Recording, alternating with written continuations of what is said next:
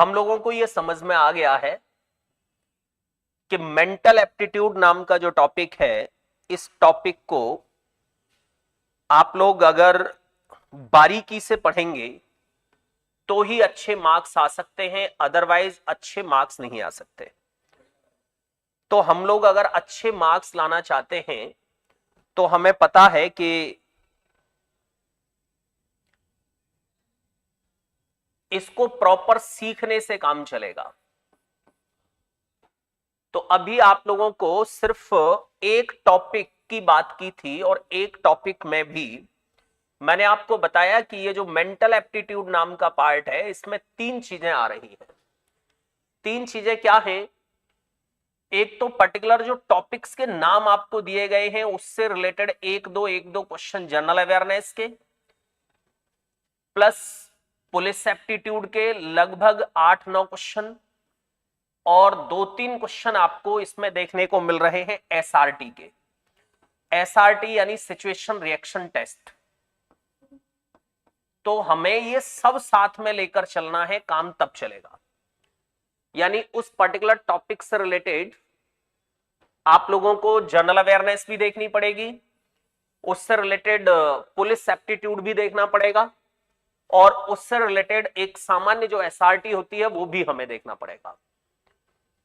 इसलिए इस टॉपिक को हम बहुत आसानी से और बहुत जल्दी से हटा नहीं सकते।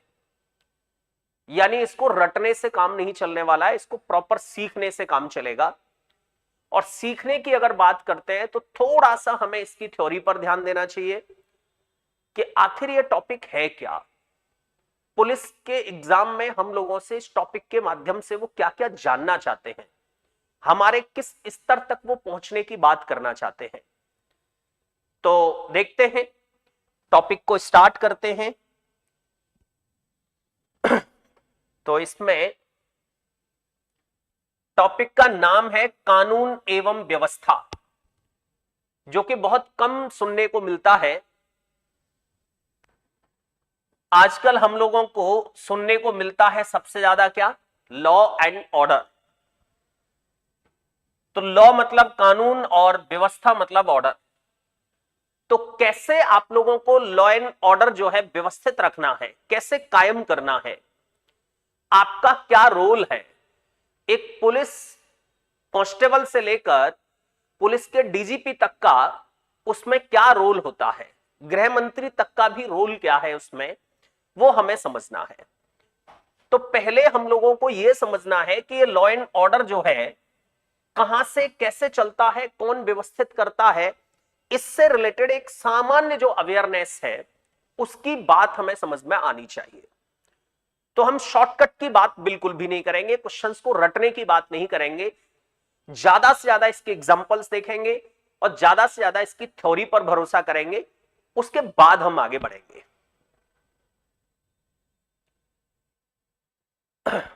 आपकी क्लास में स्क्रीन पर नंबर आता है? हाँ हाँ, वो नंबर तो आता है, ठीक है। तो क्या जानना चाहते हैं इसके माध्यम से?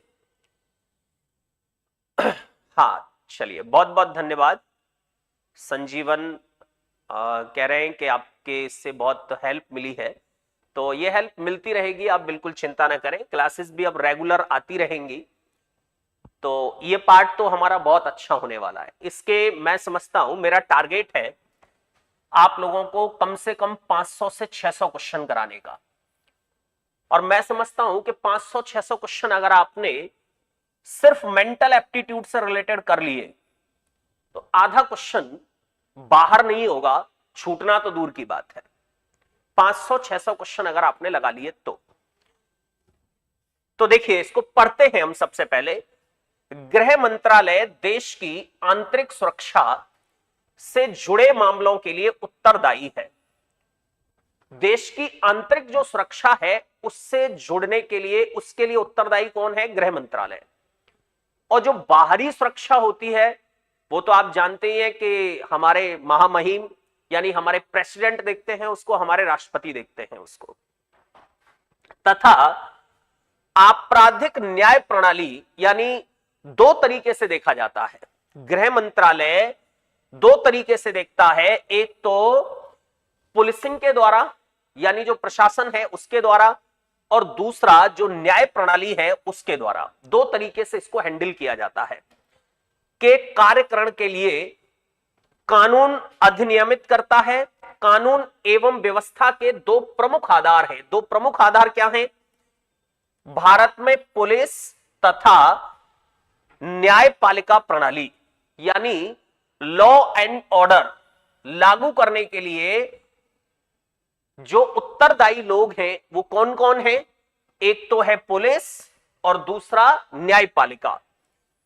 तो अब आप लोगों को इसमें, आप कांस्टेबल का एग्जाम दे रहे हैं, आप लोगों को इसमें केवल पुलिसिंग वाला पार्ट ही पढ़ना है, आपको न्यायपालिका वाला पार्ट नहीं पढ़ना है। लेकिन यहीं पर अगर आप यूपीएसआई दे रहे होते तो आपको पुलिसिंग के साथ साथ न्यायपालिका वाला पार्ट भी पढ़ना पड़ता, क्योंकि वहां मूल विधि भी देखने को मिलता है प्रॉपर। तो आपको केवल पुलिसिंग वाला, केवल पुलिस का रोल क्या है वो ठीक से समझना है, क्योंकि उससे रिलेटेड क्वेश्चंस या उससे रिलेटेड एप्टीट्यूड आपको मिलेगा। अब है असली बात जो आपको समझनी है। शांति व्यवस्था बनाए रखने के लिए पुलिस के विशेष कर्तव्य क्या हैं, ये अगर आपको समझ में आ गए तो जो 13 क्वेश्चन बता रहा था ना, 13 में से 9 सिर्फ इन कुछ लाइंस पर डिपेंड हैं। 13 में से 9 सिर्फ इन कुछ लाइंस पर डिपेंड है। पहला, संज्ञेय अपराधों की प्रथम सूचना रिपोर्ट प्राप्त होने पर उसे तत्काल लेखबद्ध करना, यानी एफआईआर जैसे ही मिले तो तुरंत उसको दर्ज करना। कैसे अपराध? संज्ञेय अपराध, यानी बहुत ज्यादा खतरनाक, बहुत ज्यादा ऐसी स्थिति जिनको नजरअंदाज नहीं किया जा सकता, जिनको माफ नहीं किया जा सकता, इस तरह का अपराध अगर कोई भी है उसको टालिए मत कि साहब थाने में 3 दिन तक आप उसको झुलाते रहें, लटकाते रहें, आप उसको तुरंत लेखबद्ध करिए। दूसरा क्या है? मूल रिपोर्ट को आधिकारिकता रखने वाले मजिस्ट्रेट को अधीक्षक के माध्यम से भेजना, यानी जो मूल रिपोर्ट है उस रिपोर्ट को उस मजिस्ट्रेट तक भेजना जो मजिस्ट्रेट पर्टिकुलर इस केस को देखेगा। ऐसा नहीं हो कि पता लगे कि एफआईआर की कॉपी ही चेंज हो गई, कुछ से कुछ और लिख गया, तो पूरा केस ही झूठ पर आधारित है। तीसरा, जर्नल डायरी में रिपोर्ट का सार लिखना, अन्य रजिस्टरों में प्रविष्टि करना यानी अन्य रजिस्टरों में भी उसका ब्यौरा लिखना, उसको प्रतिलिपि देना। मुकदमा अपराध संख्या दर्ज करना, विवेचना पुलिस द्वारा विवेचना प्रारंभ करना, पुलिस द्वारा विवेचना प्रारंभ करना, यानी उसकी विवेचना भी करनी है, उसकी देखरेख, उसकी देखभाल भी करनी है, यानी उसको ठीक से समझना भी है, उसका एक सर्वे भी करना है, एक समीक्षा भी करनी है, और उसको ठीक से देखना भी है कि साहब ये जो एफआईआर लिखाई गई है, ये एफआईआर कितनी ठीक है, कितनी खराब है, इसमें कितना झूठ है और कितना सच है। असंज्ञेय, संज्ञेय का मतलब बहुत ज्यादा ऐसे मामले जो नजरअंदाज करने लायक नहीं होते, लेकिन असंज्ञेय का मतलब जिनको आप थोड़ा सा टाल सकते हो कि भाई पहले उस काम को करने दे, आपका काम बाद में हो जाएगा। असंज्ञेय मामलों में रिपोर्ट का सार अंकित करना, विवेचना हेतु मजिस्ट्रेट को आदेश प्राप्त करना, मजिस्ट्रेट का आदेश प्राप्त करना, यानी ऐसी कोई एफआईआर अगर है तो आप ऐसा नहीं कि उस पर पहले ही जुट जाएं, पहले ही समय बर्बाद करें, आप उसको मजिस्ट्रेट को भेज दीजिए और मजिस्ट्रेट उसमें कहता है कि नहीं भाई ये मामला भी टालने लायक नहीं है, इसको मत टालिए, इसकी भी प्रॉपर विवेचना करिए, इसका पूरा सार मुझे निकाल कर दीजिए, तो आप उस पर भी फिर काम करेंगे। गिरफ्तार अभियुक्त को 24 घंटे की अवधि में, यानी यात्रा के समय के अतिरिक्त, यानी थाने से मजिस्ट्रेट के यहां तक जो समय लगता है उस समय को साइड में हटाने के बाद उसको कंसीडर नहीं करेंगे। मैक्सिमम कितने घंटे? 24 घंटे के अंदर अंदर मजिस्ट्रेट के सामने पेश करना होता है, मजिस्ट्रेट के सामने उससे रिमांड आदेश प्राप्त करना होता है, यानी आगे क्या कहा जा रहा है वो मजिस्ट्रेट बताएगा, उसके अकॉर्डिंग चलना होता है। 24 घंटे के अंदर अंदर आप उसको भेज देंगे। 24 घंटे में जितनी भी उससे पूछताछ करनी है, जो भी आपको उस मामले से रिलेटेड कोई नई बातें समझनी है, जितने भी उसमें कोई साक्ष्य जानने हैं, तो वो आप कर सकते हैं। उसके बाद मजिस्ट्रेट अपने तरीके से उसकी सर्वे करवाएगा, उसकी एक विवेचना करवाएगा। आगे देखते हैं। अभियुक्त की गिरफ्तारी से संबंधित आपराधिक प्रक्रिया संहिता, क्रिमिनल प्रोसीजर कोड जो होता है के प्रावधानों का अनुपालन करना। तो यह सबसे अहम बात है। यह कह रहा है कि जो आपराधिक प्रक्रिया संहिता है उसमें जो प्रावधान है, उसमें जो नियमावली बनी हुई है, उसका पालन करना बहुत जरूरी है। ऐसा नहीं है कि साहब क्राइम इसने कुछ और किया और उसके साथ बर्ताव किसी और क्राइम के लिए और क्राइम जैसा किया जा रहा है। यानी आदमी मर्डर करके आया है, उसके साथ चोर जैसा व्यवहार, और चोरी करके आया है उसके साथ 302 वाले जैसा व्यवहार। ऐसा नहीं करना है आपको। जो संहिता है, जो प्रक्रिया है, उस प्रक्रिया का पालन जरूर करना है। आगे कह रहा है अभियुक्त व बादनी या बादी घायल का चिकित्सकीय परीक्षण करना, यानी उसका प्रॉपर मेडिकल कराना, प्रॉपर उसका एक रिपोर्ट लेना डॉक्टर से कि भाई ये घायल है, ये अभियुक्त है, या ये इसको प्रताड़ना दी गई है, इसको मारा पीटा गया है, तो इसके वो साक्ष्य प्रोवाइड कराना, तो उसका प्रॉपर मेडिकल करवा लेंगे। आगे संपत्ति की अविरक्षा व निस्तारण, फर्द बरामदगी तैयार करना। तो संपत्ति की अविरक्षा यानी जो भी उस बंदे से संबंधित जो संपत्ति है उसकी भी हो सकती है, यानी जो अपराधी है उसकी भी संपत्ति हो सकती है, या कॉमन संपत्ति का मतलब होता है देश की जो कॉमन संपत्ति है उसकी रक्षा करना भी पुलिस का काम होता है। या किसी भी तरह के निस्तारण की बात करते हैं कि साहब ये मामला कैसे, ये संपत्ति से रिलेटेड जो मामला है इसका निस्तारण करना है, तो वो भी पुलिस का काम होता है। और फर्द बरामदगी का मतलब होता है जब आपको कोई संपत्ति जब्त करनी है, जब आपको बरामदगी करनी है, तो वो पूरी फर्द भी तैयार करना। फर्द यानी एक तरह का एक हलफनामा कह सकते हैं, एक रिपोर्ट कह सकते हैं, वो सब तैयार करना।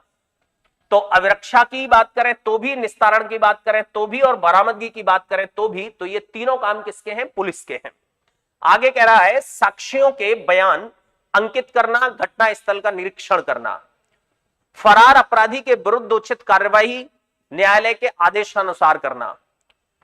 और जितने भी हिस्ट्री शीटर होते हैं, यानी लगातार जो अपराध करते रहते हैं, ऐसे लोगों की अगर हम बात करें तो उनके लिए कह रहा है गंभीर व आदतन अपराधी, आदत बन गई है, उसके ब्लड में आ गया अपराध, ऐसे अपराधियों का रिकॉर्ड रखना व उनकी निगरानी करना, जैसे डकैत, पशु चोर, रेलवे यात्री चोर, जेब कतरे, अफीम, कोकीन तस्कर, नकली नोट सिक्के बनाने वाले, रात्रि में घरों में चोरी करने वाले, बदमाश, गुंडे आदि, इन सब पर ध्यान रखना भी पुलिस का काम है। तो 4-5 काम और बचे हैं भाई, इसको और देख लीजिए। किशोर अपराधियों के विरुद्ध विशेष अभियान के अंतर्गत कार्रवाई करना, यानी जितने भी टीनेजर्स अपराधी हैं उनके विरुद्ध जो है वो विशेष अभियान चलाने पड़ते हैं। तो उसकी भी प्रॉपर एक लॉ होगा कि सब इस तरह के लोगों के साथ किस तरह का व्यवहार करना चाहिए। तो उसके लिए जो बड़े लोग हैं, बड़े लॉ के जानकार हैं या बड़े साइकोलॉजिस्ट हैं, वो सारे रूल्स बनाते हैं कि इस तरह के क्राइम को, इस तरह के बच्चे को कैसे हैंडल करना है, या पुलिस को इस तरह के बच्चों के साथ, इस तरह के किशोरों के साथ कैसे पेश आना है। क्योंकि पुलिस के पेश आने से ये प्रभाव जरूर पड़ेगा कि या तो क्राइम बढ़ेगा या क्राइम कम होगा। कभी कभी स्थितियां ऐसी होती हैं कि सामने वाले को हम ठीक से समझ नहीं पाते, उसकी मन स्थिति नहीं जान पाते, या उसके मनोरोग नहीं समझ पाते, और हम उसके साथ सामान्य आदमी जैसा व्यवहार करते हैं और वो क्रिमिनल बन जाता है। बहुत सारी मूवीज ऐसी बनती हैं कि एक सामान्य आदमी को पुलिस क्रिमिनल बना देती है। तो उस स्थिति में हमें उससे रिलेटेड प्रॉपर स्टडी करनी चाहिए, प्रॉपर उस तरह के केस स्टडी पढ़ने चाहिए कि आखिर इस तरह के केसेस कब कब कहां हुए हैं और उन केसेस में क्या रिजल्ट्स आए हैं। गिरफ्तारी, जमानत, अविरक्षा, ये सब तो काम पुलिस के होते ही हैं। पंचायतनामा, शव परीक्षण समझते हैं ना, पोस्टमार्टम, घायल व्यक्तियों का उपचार, ये सब काम पुलिस के होते हैं। विवेचना समाप्त कर न्यायालय में पुलिस रिपोर्ट, चार्जशीट प्रस्तुत करना, मुकदमे की सुनवाई के दौरान अभियुक्त साक्ष्यों व बरामद संपत्ति अस्त्रों को न्यायालय में प्रस्तुत करना, समन वारंट का अनुपालन सुनिश्चित करना, ये बहुत सारे काम पुलिस के होते हैं। तो हमने देखा इसमें कि साहब पुलिस के काम क्या क्या होते हैं। पीडीएफ आपको एप्लीकेशन के पीडीएफ सेक्शन में मिल जाएगा, आप बिल्कुल चिंता ना करें। आदित्य, बिंद्रेश यादव, सबको पीडीएफ मिल जाएगा। एप्लीकेशन यानी रीजनिंग रनवे नाम का जो एप्लीकेशन है मेरा, उसमें आप जाएंगे, वहां आपको एक पीडीएफ सेक्शन मिलेगा और पीडीएफ सेक्शन में आपको प्रॉपर ये सब कुछ मिल जाएगा। ठीक है, तो अब देखते हैं भाई कि इससे रिलेटेड आपके एग्जाम में कैसे क्वेश्चंस आए थे और हमें उनका आंसर क्या देना चाहिए था और हमने क्या दिया और क्या एक अच्छा आंसर होना चाहिए। तो पहला क्वेश्चन देखते हैं अब इसमें। ये तो बड़ी सामान्य सी बातें जो हमने कही, जो देखी इससे पहले पढ़कर देखी, तो उससे एक मन बन गया हमारा, हमें ये समझ में आ गया कि भाई हमें क्या पढ़ना है, पुलिस का काम क्या है, किन किन बातों का हमें ध्यान रखना है। क्वेश्चन है, किसी भी दुर्घटना, आकस्मिक घटना अथवा गंभीर अपराध की सूचना मिलने पर पुलिस को सबसे पहले सर्वप्रथम क्या करना चाहिए। तो बड़ी संज्ञेय अपराध है, इनके लिए पुलिस को सबसे पहले क्या करना चाहिए। जैसे ही पुलिस को कोई इंफॉर्मेशन मिली, कोई सूचना मिली, किसकी, किसी दुर्घटना की, किसी एक्सीडेंट की, किसी आकस्मिक घटना की या किसी गंभीर अपराध की, तो पुलिस को सबसे पहले क्या करना चाहिए। चारों के चारों आंसर सही है, लेकिन इनमें से ज्यादा सही कौन सा है, वो आंसर सही होगा। पहला, तुरंत घटना स्थल पर पहुंचकर घटना के विषय में विस्तृत तथ्यात्मक जानकारी प्राप्त करके जिम्मेदार अधिकारियों एवं संस्थाओं को सूचित करना, पहला। दूसरा, कोई भी कार्रवाई करने से पूर्व वरिष्ठ पुलिस अधिकारियों के घटना स्थल पर पहुंचने की प्रतीक्षा करना, यानी सीनियर्स जब तक वहां नहीं आ जाएंगे तब तक हम कुछ नहीं करेंगे, तब तक आग लगी है वो और बढ़ जाएगी। घटना स्थल पर मौजूद साक्ष्य को संरक्षित रखना चाहिए, ठीक है, ये भी करना चाहिए। घायलों को तत्परता से चिकित्सकीय सुविधा उपलब्ध करवानी चाहिए। तो ये वाला और ये वाला, इन दोनों के आगे थोड़े से फीके लग रहे हैं। अब आप पहले वाले को और लास्ट वाले को दोबारा से पढ़कर देखिए कि अब आपको क्या लग रहा है इसमें से। पहला, तुरंत घटना स्थल पर पहुंचकर घटना के विषय में विस्तृत तथ्यात्मक जानकारी प्राप्त करके जिम्मेदार अधिकारियों एवं संस्थाओं को सूचित करना। तो मुझे लगता है कि जब भी कोई दुर्घटना हो, आकस्मिक घटना हो, कोई गंभीर अपराध हुआ है, तो उसमें जो घायल है, जो पीड़ित है, जो परेशान है, सबसे पहले उसको कहां भेजना चाहिए, हॉस्पिटल। ये साक्ष्य वाक्ष्य और ये सब पता लगा कि कोई ट्रक जो है किसी बाइक वाले को रौंद कर चला गया है और पुलिस जो है ट्रक का पीछा कर रही है, बाइक वाला बेचारा मर रहा है वहां, तो हमें सबसे पहले क्या काम करना है, घायल व्यक्ति को हॉस्पिटल पहुंचाना है। सबसे पहला काम हमारा ये होगा, क्योंकि इसमें कहा है सर्वप्रथम क्या करना चाहिए। चलिए अब बात करते हैं दूसरे क्वेश्चन की। लोगों का एक समूह शांतिपूर्ण तरीके से धर्मनिरपेक्ष धर्म सभा का आयोजन कर रहा है। धर्मनिरपेक्ष धर्म सभा का आयोजन कर रहा है, इसके विरोध में कुछ लोग हिंसक तरीके से प्रतिरोध कर रहे हैं। तो इसमें ये जो शब्द है ना, केवल प्रतिरोध कर रहे हैं यानी उसका विरोध कर रहे हैं, उसके अगेंस्ट में बोल रहे हैं, अगेंस्ट में नारे लगा रहे हैं, अलग बात है। लेकिन इसने कहा है कि हिंसक तरीके से, इसका मतलब हिंसा भड़कने वाली है, और उधर भी दूसरी साइड में भी समूह है। तो जहां समूह है वहां तो आप समझ ही सकते हैं कि हिंसा जब भड़केगी तो आग लगेगी उसमें। तो पुलिस को उस स्थिति में किस तरह की प्रक्रिया करनी चाहिए। पहला, शांति बनाए रखने के लिए समय समय पर संवाद करें, लेकिन आवश्यकता पर नियंत्रण के लिए कठोरता दिखाएं। शांति बनाए रखने के लिए संवाद करें। उधर हिंसक मामला है, संवाद से निपटेगा क्या। जब हिंसा पर बात पहुंच गई है तो आपको पहले उन्हें अरेस्ट करना चाहिए, उनको हिरासत में लेना चाहिए, जिससे और लोग डरे, उनको तितर बितर करना चाहिए। तुरंत विरोधी शक्तियों का दमन करें, और हिंसा को नियंत्रित करें। पहले वाले आंसर से ये आंसर ज्यादा बेहतर है। अतिरिक्त पुलिस बल तैनात करना चाहिए। तो केवल पुलिस बल तैनात करने से काम नहीं चलेगा कि साहब पुलिस बल तैनात है, देखते रहिए हिंसा कैसी हो रही है। लोगों को उनके धार्मिक अधिकारों के साथ समझाने का प्रयास करना चाहिए। तो केवल प्रतिरोध हो रहा होता तो हम समझाने की कोशिश करते, उनसे संवाद करते, लेकिन यहां तो हिंसा की बात हो रही है, इसलिए हमारा आंसर क्या होगा?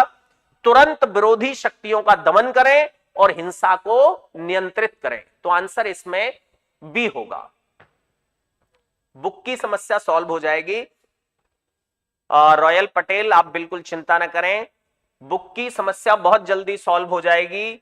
अगले 15 से 20 दिन में ऑलरेडी बहुत सारा मैटर यानी बुक ऑलमोस्ट कंप्लीट है, लेकिन इस बुक को हमें पुलिस के अकॉर्डिंग यानी पुलिस का जो सिलेबस है, पुलिस में जिस तरह के क्वेश्चंस आए हैं उस तरीके से ढालना है और थोड़ा और आसान बनाना है, जिससे पढ़ने वाले लोगों को ऐसा लगे कि ये बुक बिल्कुल हमारे लिए बनाई गई है। क्योंकि अभी तो मार्केट की स्थिति ऐसी है कि आप बुक लेने जाते हैं तो या तो मूल विधि की मिलती है या आपको एप्टीट्यूड की मिलती है, लेकिन उस एप्टीट्यूड में मूल विधि भी होगी, एसआरटी भी होगी। एसआरटी के क्वेश्चन ज्यादा हैं और एसआरटी की लेने जाते हैं तो पता लगता है कि हमारे एग्जाम में एसआरटी के क्वेश्चन ही 2 हैं।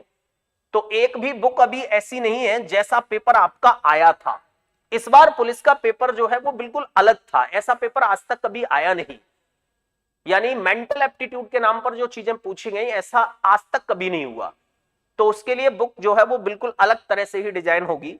तो 15 से 20 दिन का आप वेट करिए, आपको बहुत अच्छी एक बुक मिल जाएगी। ठीक है, तो बस काम स्टार्ट हो गया है उस पर और ऑलमोस्ट हो गया है, तो वो बहुत जल्दी मिल जाएगी। अगला देखते हैं भाई। अच्छा, बहुत अच्छी बात यह है कि आप में से अधिकांश लोग जो हैं वो बिल्कुल ठीक आंसर दे रहे हैं। हाँ, ऑनलाइन मिल जाएगी, ऑनलाइन मिल जाएगी आपको। हाँ, विद सॉल्यूशन होगा। विद सॉल्यूशन का मतलब विद एक्सप्लेनेशन। इसमें सॉल्यूशन का मतलब तो मैथमेटिक्स तो है नहीं, प्रॉपर एक्सप्लेनेशन होगा उसमें कि आखिर ये वाला आंसर क्यों है। यस, जेल वार्डन का जो पेपर हुआ है पिछला, उसमें ऐसे ही क्वेश्चंस आए थे, लेकिन उसमें क्वेश्चंस की संख्या थोड़ी सी कम थी। चलिए देखते हैं तीसरा, निम्नलिखित में से कौन से कार्य को दंगा करने का अपराध माना जाएगा? इनमें से कौन सा काम ऐसा है जिस काम को दंगा करने का या कराने का अपराध माना जाएगा? पहला, किसी सार्वजनिक स्थान पर लोक शांति में बाधा डालने के लिए लड़ाई और हमला करना। यह तो भाई अपने आप में ही दंगा कराने का अपराध हो गया। लोक शांति भंग नहीं होनी चाहिए। अगर आपने लोक शांति में कोई बाधा डाली है तो ये अपने आप में एक क्राइम है। और उसके लिए कहां तक जा रहा है वो आदमी? लड़ाई और हमले की बात कर रहा है। अगर ऐसा कोई करता है तो आरोप कौन सा माना जाएगा? दंगा भड़काने का आरोप।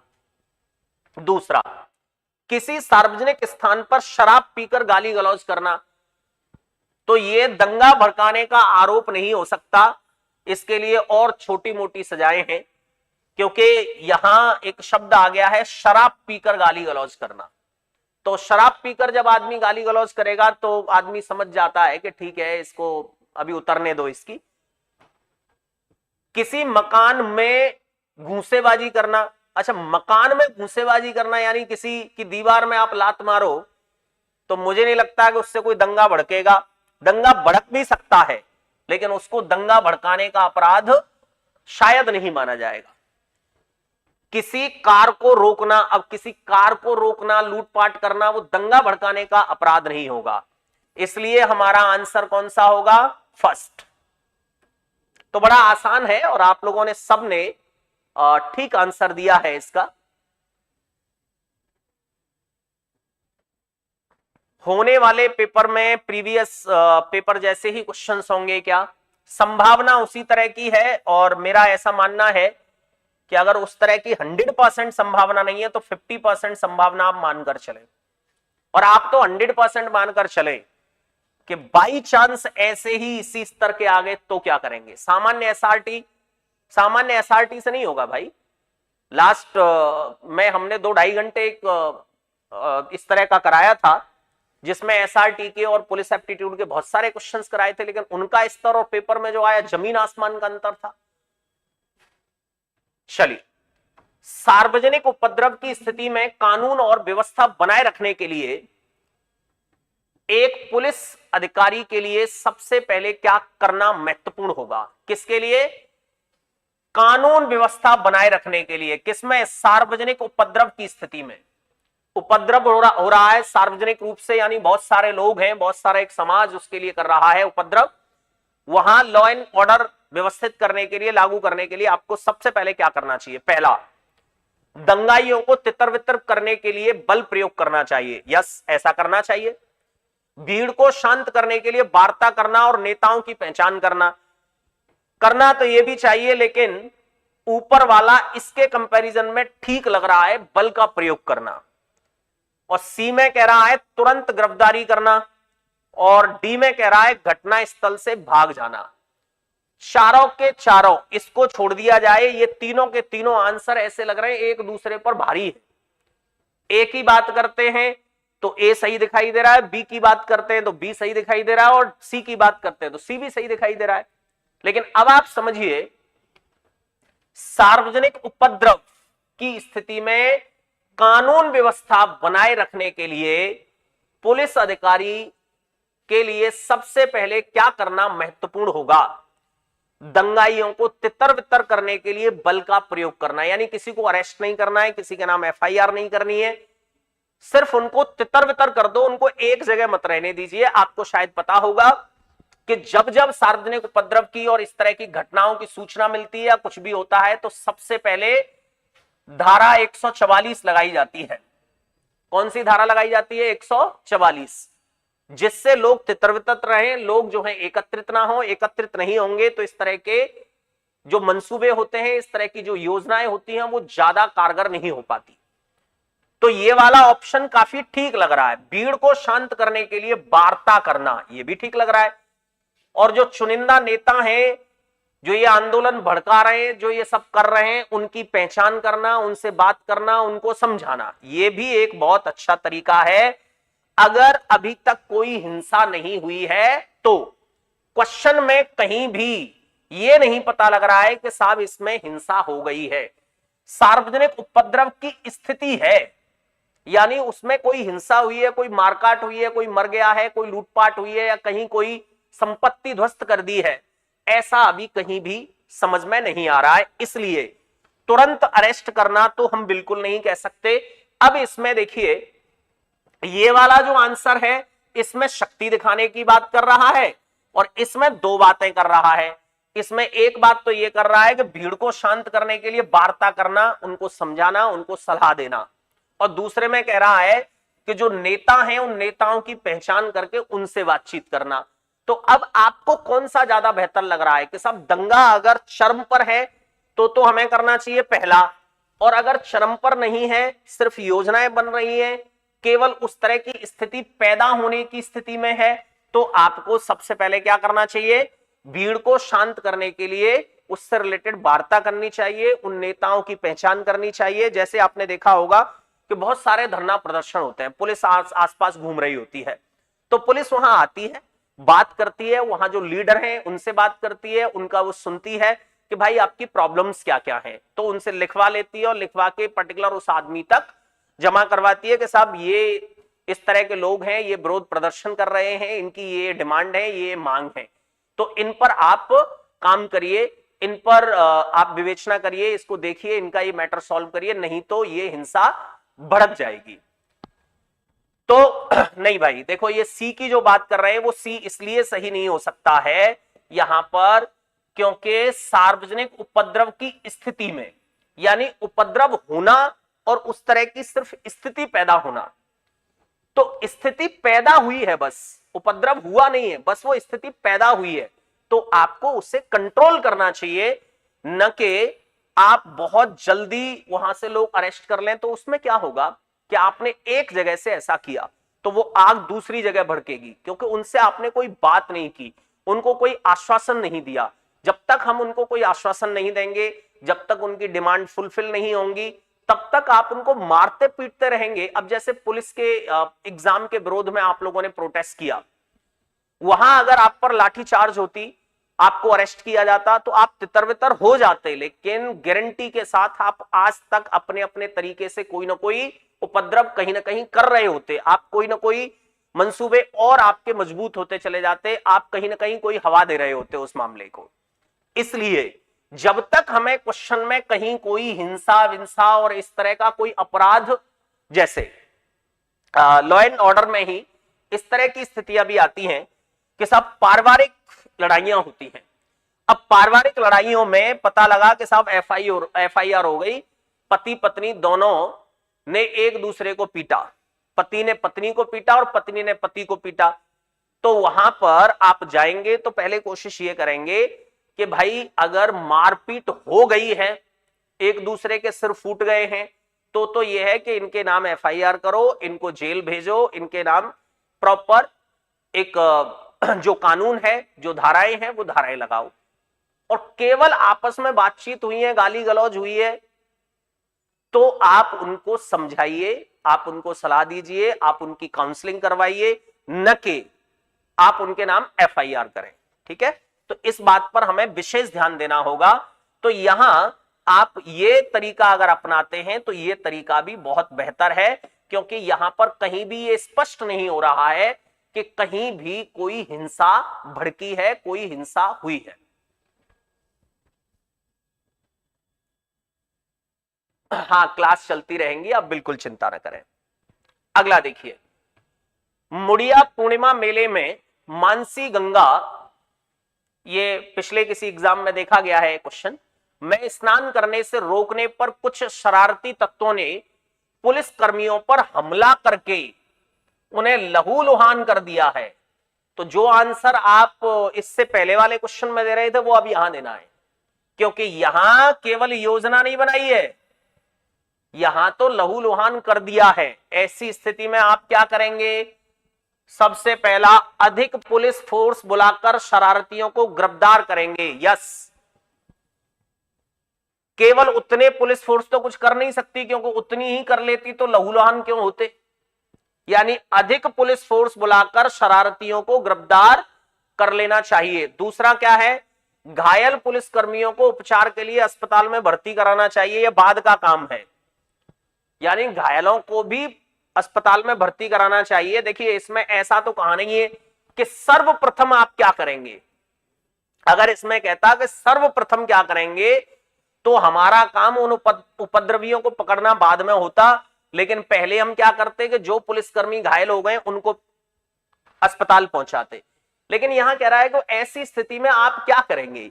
तो ऐसी स्थिति में उनका काम तो चलता ही रहेगा, साइड से कुछ पुलिस वालों को लगा दिया कि भाई इनको पहले आप पुलिस उसमें पहुंचाइए हॉस्पिटल में, बाकी अधिक से अधिक पुलिस फोर्स बुलाकर उन शरारतियों को गिरफ्तार करेंगे, यह काम हमारा पहला होगा।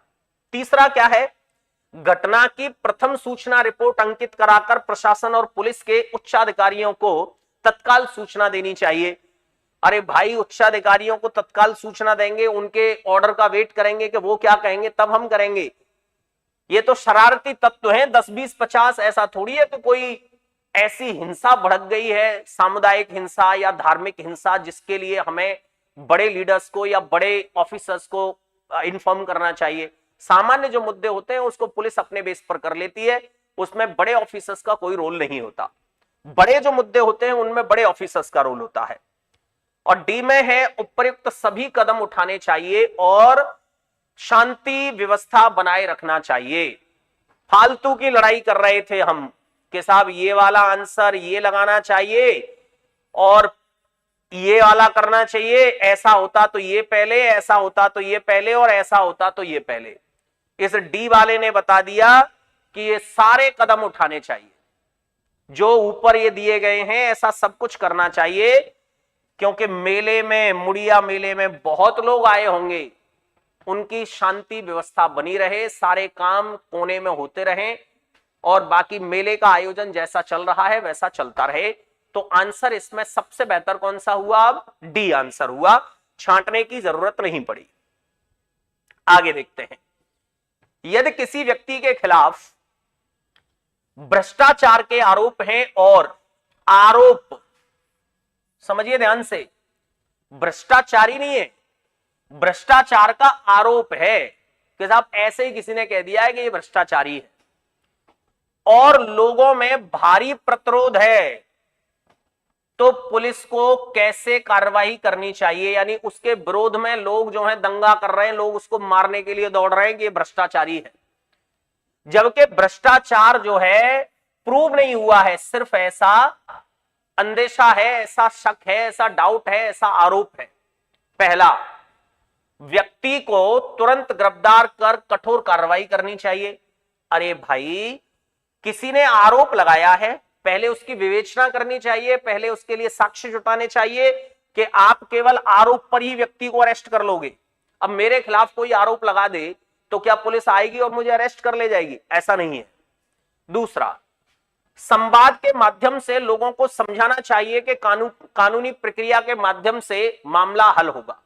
यस, ऐसा कर सकते हैं कि आप उन लोगों के खिलाफ, ये जो विरोध में जो लोग हैं, उनसे आप संवाद करें, उनसे बातचीत करें और उनसे कहें कि भाई ये कानून का मामला है, आपके पीटने से, आपके मारने से हल नहीं होगा, ये किससे हल होगा? कानूनी प्रक्रिया के तहत हल होगा। लेकिन तीसरा क्या है? अप्रत्याशित घटना के लिए तत्काल ताकत को लागू करें।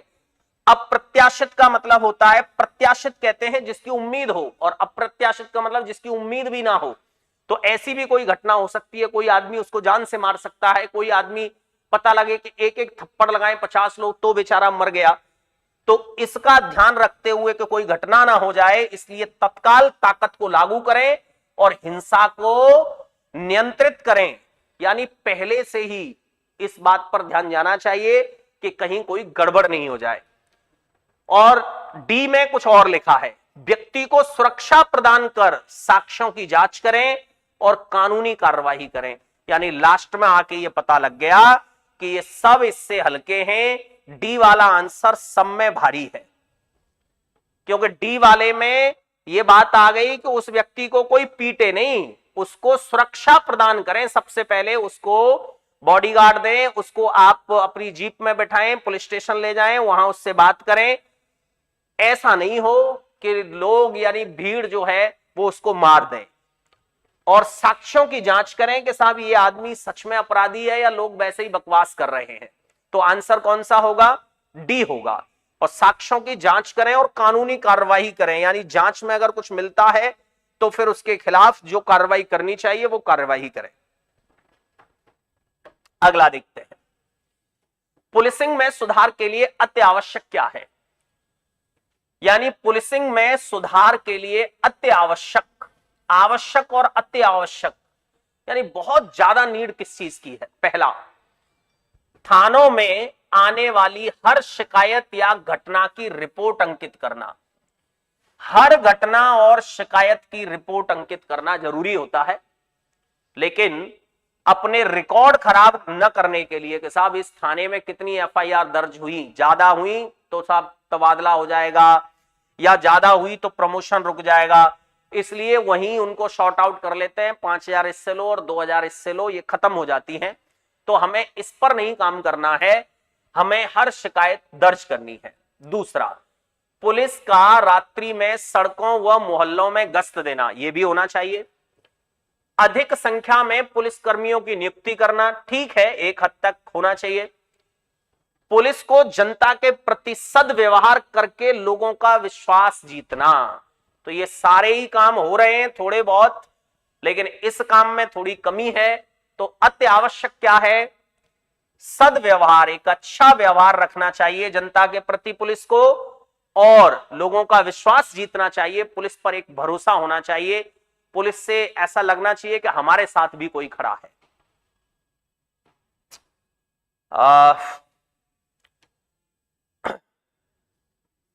वो रहीम कहते हैं, सर सूखे पक्षी उड़े और ही सरन समाए, दीन मीन बिन पक्ष के कह रहीम कहां जाए।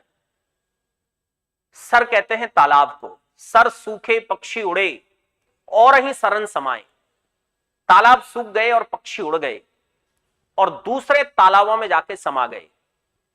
लेकिन फिर कहता है दीन मीन बिन पक्ष के कह रहीम कहां जाए।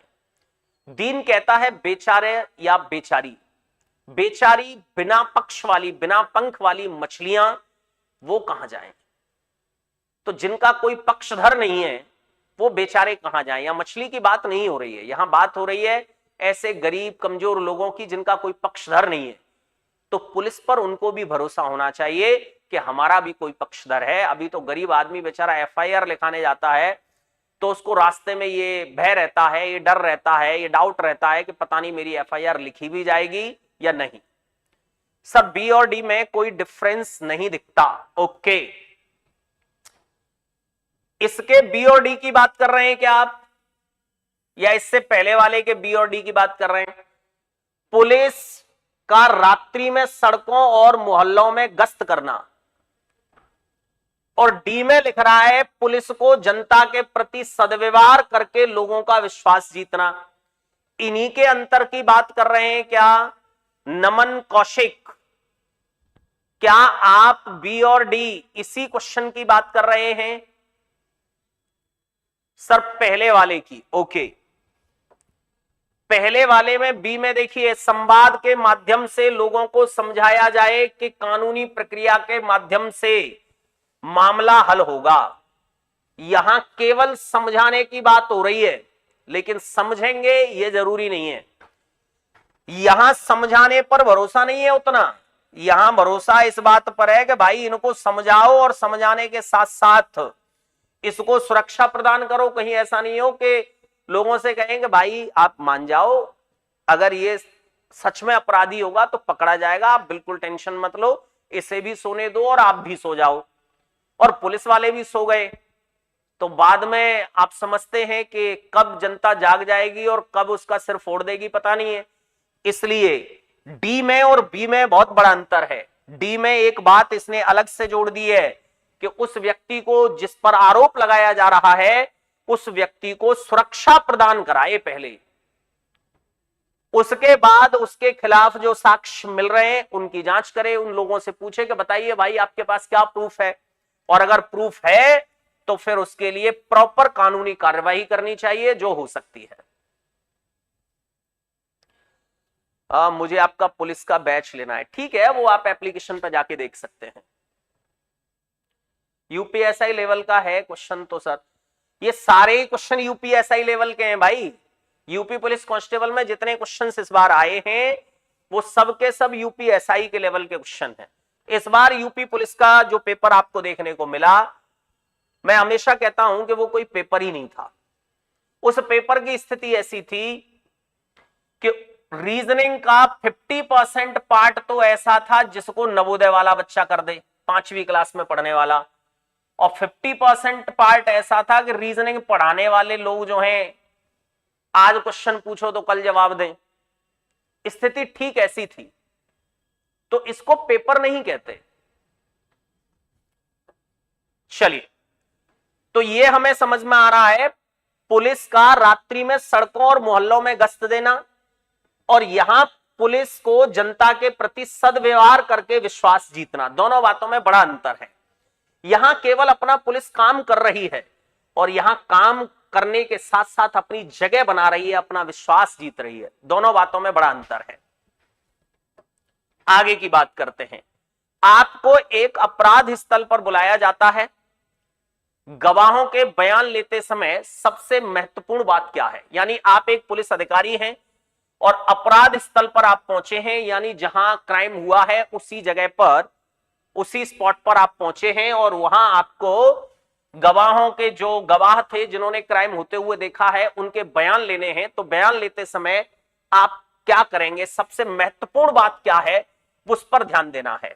पहला, गवाहों को जल्दी से जाने के लिए कहना, यानी गवाहों से कहेंगे कि भाई जल्दी जल्दी करो आप और जल्दी से जाओ, फटाफट अपनी अपनी बात कहो और जल्दी से जाओ। दूसरा, घटना का अपना दृष्टिकोण बताने के लिए गवाहों पर दबाव डालना। तो बहुत सारे पुलिस वाले ऐसा करते हैं कि अपने तरीके से घुमाने की कोशिश करते हैं गवाहों को कि नहीं ऐसा नहीं ऐसा कहे। जैसे आपका मोबाइल चोरी हो जाए और आप एफआईआर लिखवाने जाएं तो पुलिस वाले आधे घंटे आपको डराते हैं कि देखो चोरी की एफआईआर मत लिखवाओ, हम आपको बता रहे हैं, आप ही परेशान हो जाओगे, रोज आपसे पूछताछ होगी, 10 दिन तक पुलिस आपको सोने नहीं देगी। लास्ट में बेचारे उस आदमी को इतना डरा देते हैं कि फिर वो खोने की एफआईआर लिखाता है। और पुलिस में खोने की एफआईआर यानी मोबाइल खोने की एफआईआर अगर लिखी गई है तो पुलिस वालों को उसे ढूंढने की, उसको सर्विलांस पे लगाने की कोई आवश्यकता नहीं है, क्योंकि उसका कोई जवाब नहीं देना है। जवाब उसका देना होता है जहां चोरी की एफआईआर लिखी हो। तो जब भी आपका मोबाइल खोता है तो आप चोरी की एफआईआर लिखवाइए, तो गारंटी के साथ उसको ट्रेसिंग की जाएगी, उसको देखा जाएगा कि वो मोबाइल कहां है, कब यूज हुआ है, तो मिलने की संभावनाएं बहुत अधिक हैं उसकी। लेकिन आप ये कहें कि केवल उसके खोने की एफआईआर लिखा दें तो फिर आप मोबाइल को भूल जाइए। तो बहुत बार दबाव डाला जाता है और अपने काम के बोझ को कम करने के तरीके उसमें ढूंढे जाते हैं कि ये गवाह अगर ऐसा कह दे तो ये काम थोड़ा आसान हो जाएगा।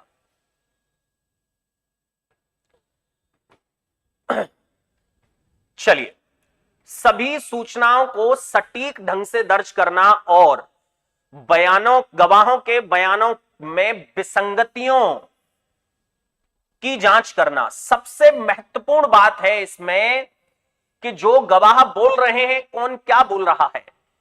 एक जैसी भाषा बोल रहे हैं सब लोग या अलग अलग भाषा बोल रहे हैं, उन सबके देखने में, कहने में, ढंग में अंतर क्या है, उससे पता लगता है कि ये लोग जो कह रहे हैं वो कितना सही है और कितना गलत है। इसीलिए गवाहों के जब बयान लिए जाते हैं तो अलग अलग लिए जाते हैं कि एक आदमी एक गवाह से बात कर रहा है, दूसरा दूसरे से बात कर रहा है, एक ही जगह पर होते हैं तो एक जैसी भाषा बोलते हैं।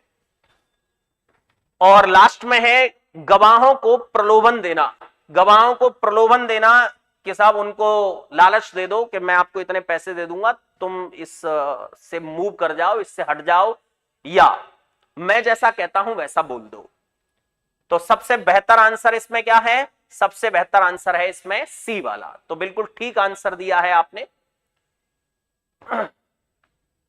ये क्या चल रहा है भाई आप लोगों का आपस में, पता नहीं। चलिए, प्रदेश में कानून व शांति व्यवस्था का वातावरण बनाए रखने के लिए क्या करना चाहिए? शांति व्यवस्था, कानून और शांति व्यवस्था यानी लॉ एंड ऑर्डर स्थापित करने के लिए क्या करना चाहिए? पहला, अभियान चलाकर अपराधियों के प्रति सख्त कार्रवाई करनी चाहिए। हो सकता है भाई, करना चाहिए ऐसा। पुलिस को आधुनिकतम का मतलब लेटेस्ट से लेटेस्ट चीजें, अपराधों से निपटने के लिए विशेष प्रशिक्षण व आधुनिक हथियार, उपकरण, वाहन आदि उपलब्ध कराने चाहिए। यस, यानी आज की डेट में जो क्राइम हो रहा है वो हो रहा है सोशल मीडिया से, और पुलिस वालों को सोशल मीडिया की नॉलेज नहीं है, तो उस क्राइम को वो ठीक से न तो समझ पाएंगे न पकड़ पाएंगे। इसलिए उनको प्रशिक्षण मिलना चाहिए कि इस समय आजकल क्राइम किस किस तरीके से हो रहे हैं, उस तरह की केस स्टडी उनको पढ़ानी चाहिए कि ऐसा केस वहां हुआ, ऐसा केस यहां हुआ। और उनसे निपटने के लिए, यानी पुलिस का काम होता है कि चोर जैसे सोचता है वैसे पुलिस सोचे, चोर के पास जो हथियार हैं वो पुलिस के पास हों या उससे भी बेहतर हों, या चोर के पास में गाड़ी है जो 100 की स्पीड पर चलती है और पुलिस की गाड़ी 30 की स्पीड पर चलती है, तो वो पकड़ ही नहीं पाएगी उसको। इसलिए आधुनिक चीजें उसके पास होनी चाहिए, इस पर भी ध्यान देना चाहिए, ऐसा करना चाहिए। दलितों व महिलाओं पर अत्याचार, सांप्रदायिक व जातीय तनाव, बलात्कार व हत्या जैसे गंभीर मामलों को रोकने के लिए प्रशासन व पुलिस तथा सरकार को और सख्त कदम उठाने चाहिए। यस, ऐसा भी करना चाहिए। इन सबसे लॉ एंड ऑर्डर व्यवस्थित होता है। तो लास्ट में आंसर दिया गया है उपयुक्त सभी उपाय करने चाहिए। यस, ये जितने भी उपाय हो सकते हैं ये सारे उपाय करने चाहिए, तो फिर लॉ एंड ऑर्डर ठीक से कायम हो सकता है, ठीक से व्यवस्थित हो सकता है। चलिए अगला देखते हैं, एक विशेष समुदाय के लोग। अब यहां समुदाय, धर्म, वर्ग, ये इस तरह के शब्द जब आ जाएं तो समझ लो मामला निग्लेक्टेबल नहीं है कि इसको सब निग्लेक्ट कर दिया जाए।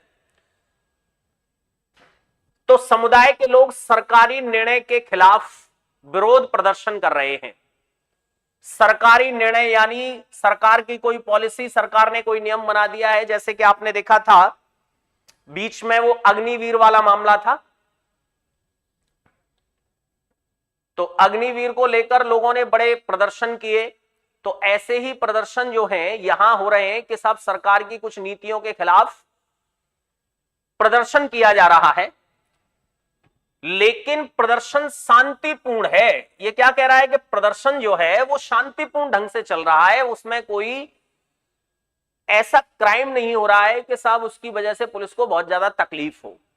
इस स्थिति में पुलिस को कैसे कार्रवाई करनी चाहिए, पुलिस को क्या करना चाहिए, पुलिस की प्रतिक्रिया क्या होनी चाहिए? पहला, लोगों को निर्दोषी रूप से प्रदर्शन करने की अनुमति दें।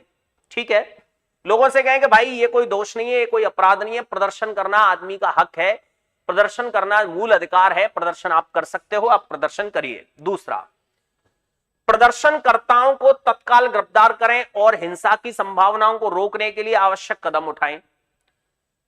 तो ये तो भाई उतना बेहतर नहीं है, क्योंकि यहां एक शब्द आ गया है, क्या? शांतिपूर्ण ढंग से प्रदर्शन हो रहा है। आदमी को प्रदर्शन करने का, अपनी बात कहने का पूरा हक है, ये राइट हमें कॉन्स्टिट्यूशन से मिलता है। लोगों के धार्मिक अधिकारों का सम्मान करते हुए उनके साथ संवाद करें, उनके साथ बातचीत करें। उनके धार्मिक अधिकार हैं, यानी हमारा धर्म के अनुसार कहिए या धर्म के आधार पर कहिए, हमें संविधान से कुछ छूटें मिली हुई हैं, कुछ ऐसी सुविधाएं या कुछ ऐसी स्वतंत्रताएं हैं कि आप ऐसा ऐसा कर सकते हैं। डी में है, संवाद के साथ सक्षम सुरक्षा उपायों को अपनाएं ताकि हिंसा का कोई मौका ना बचे। अब इसमें बात हुई है दो, औरों में हुई है सब में एक एक। यहां कह रहा है कि उनके साथ बातचीत तो करें, उन्हें समझाने की कोशिश भी करें, लेकिन जितने सक्षम सुरक्षा उपाय हैं आपके पास उनसे निपटने के लिए, वो सब तैयार रखें। जैसे आपने लखनऊ में देखा था कि वो आपको प्रदर्शन करने से नहीं रोक रहे थे, लेकिन आपको पता था कि जितनी संख्या आपकी थी उतनी संख्या पुलिस वालों की थी एक कोने में, और वो सब तब के लिए खड़े थे जब आप शांतिपूर्ण ढंग से प्रदर्शन न करके उग्र हो जाएंगे तो फिर वो भी उग्र होंगे। इसलिए पुलिस को क्या करना चाहिए?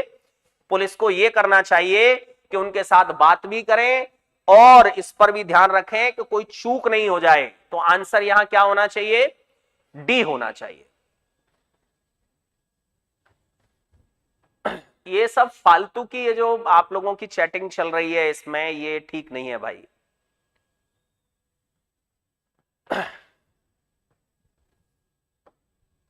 आगे देखिए, कानून एवं शांति व्यवस्था बनाए रखने के लिए पुलिस प्रशासन को क्या करना चाहिए? तो इस तरह का एक क्वेश्चन पहले भी मिला है हमें, ये दूसरा है, लगभग उसी तरह का है। कानून एवं शांति व्यवस्था बनाए रखने के लिए क्या करना चाहिए? पहला, कैसा भी दबाव न मानकर खुलकर पूरी जिम्मेदारी, पूरी ईमानदारी से कार्य करना चाहिए। किसी भी तरह का कोई विधायक सांसद दबाव डाले, उस दबाव को नहीं मानना चाहिए।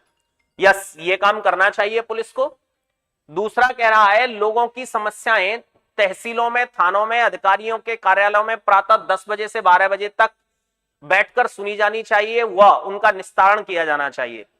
अब इसमें ये जो टाइम की बात दे दी है, ये टाइम की बात जो है थोड़ी सी गले नहीं उतर रही है। बाकी निस्तारण किया जाना चाहिए और सुना जाना चाहिए, होना चाहिए। अब इस आदमी का कहना यह है कि कम से कम 10 से 12, 2 घंटे तो बात सुनी जाए, तो ठीक है, ऐसा भी हम कर सकते हैं। थानों में भय का वातावरण पैदा न किया जाए, लोगों से सही व्यवहार किया जाए, लेकिन अपराधियों के विरुद्ध त्वरित, यानी त्वरित का मतलब क्विक, जल्दी, वह सख्त कार्रवाई करनी चाहिए। यस, ऐसा भी करना चाहिए।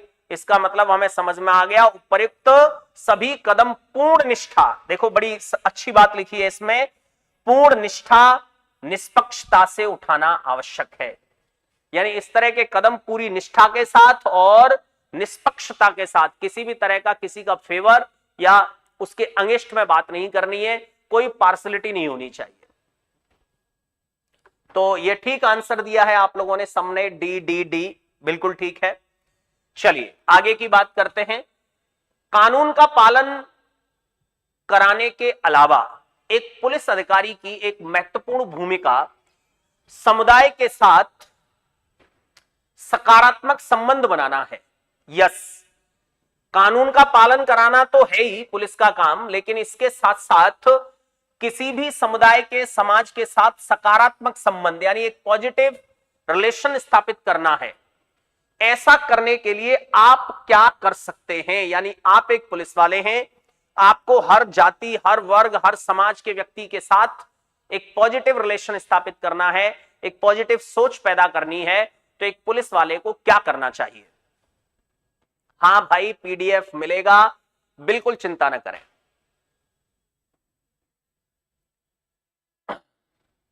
ये दीपक आपको गलत बोल रहा है, कोई बात नहीं है। मुझे कोई गलत बोलकर अपनी जवान खराब कर रहा है, मुझे क्या फर्क पड़ता है भाई। पहला, सार्वजनिक रूप से अपराधियों को फटकारना। सार्वजनिक रूप से अपराधियों को फटकारना। तो आप किसी को सार्वजनिक रूप से नहीं फटकार सकते, उसके लिए कोर्ट है, कोर्ट अपने तरीके से काम करता है। स्कूलों और सामुदायिक केंद्रों में कानून के बारे में जागरूकता कार्यक्रम चलाना। यस, ऐसा आप कर सकते हैं। केवल वरिष्ठ अधिकारियों के आदेशों का पालन करना, तो ये तो फिर ऐसे समझ लो कि आपको जो ऑर्डर मिल गया बस वो ऑर्डर ही फॉलो करना है, आप अपने दिमाग से तो कर ही नहीं रहे। वो कह रहा है कि आप क्या करेंगे, इसमें आपके करने की तो बात ही नहीं हुई। आपने तो कह दिया कि वरिष्ठ अधिकारियों जो कह देंगे वो कर लेंगे। तो यहां आप तो गायब ही हो गए, आप तो खत्म हो गए, वो आपकी बात कर रहा है। और चौथा है समुदाय के लोगों की समस्याओं को नजरअंदाज करना। ये तो न करने वाली बात है। तो यहां मुझे जहां तक बेहतर लगता है वो ये आंसर ज्यादा बेहतर है। स्कूल और सामुदायिक केंद्रों में कानून के बारे में जागरूकता कार्यक्रम चलाना।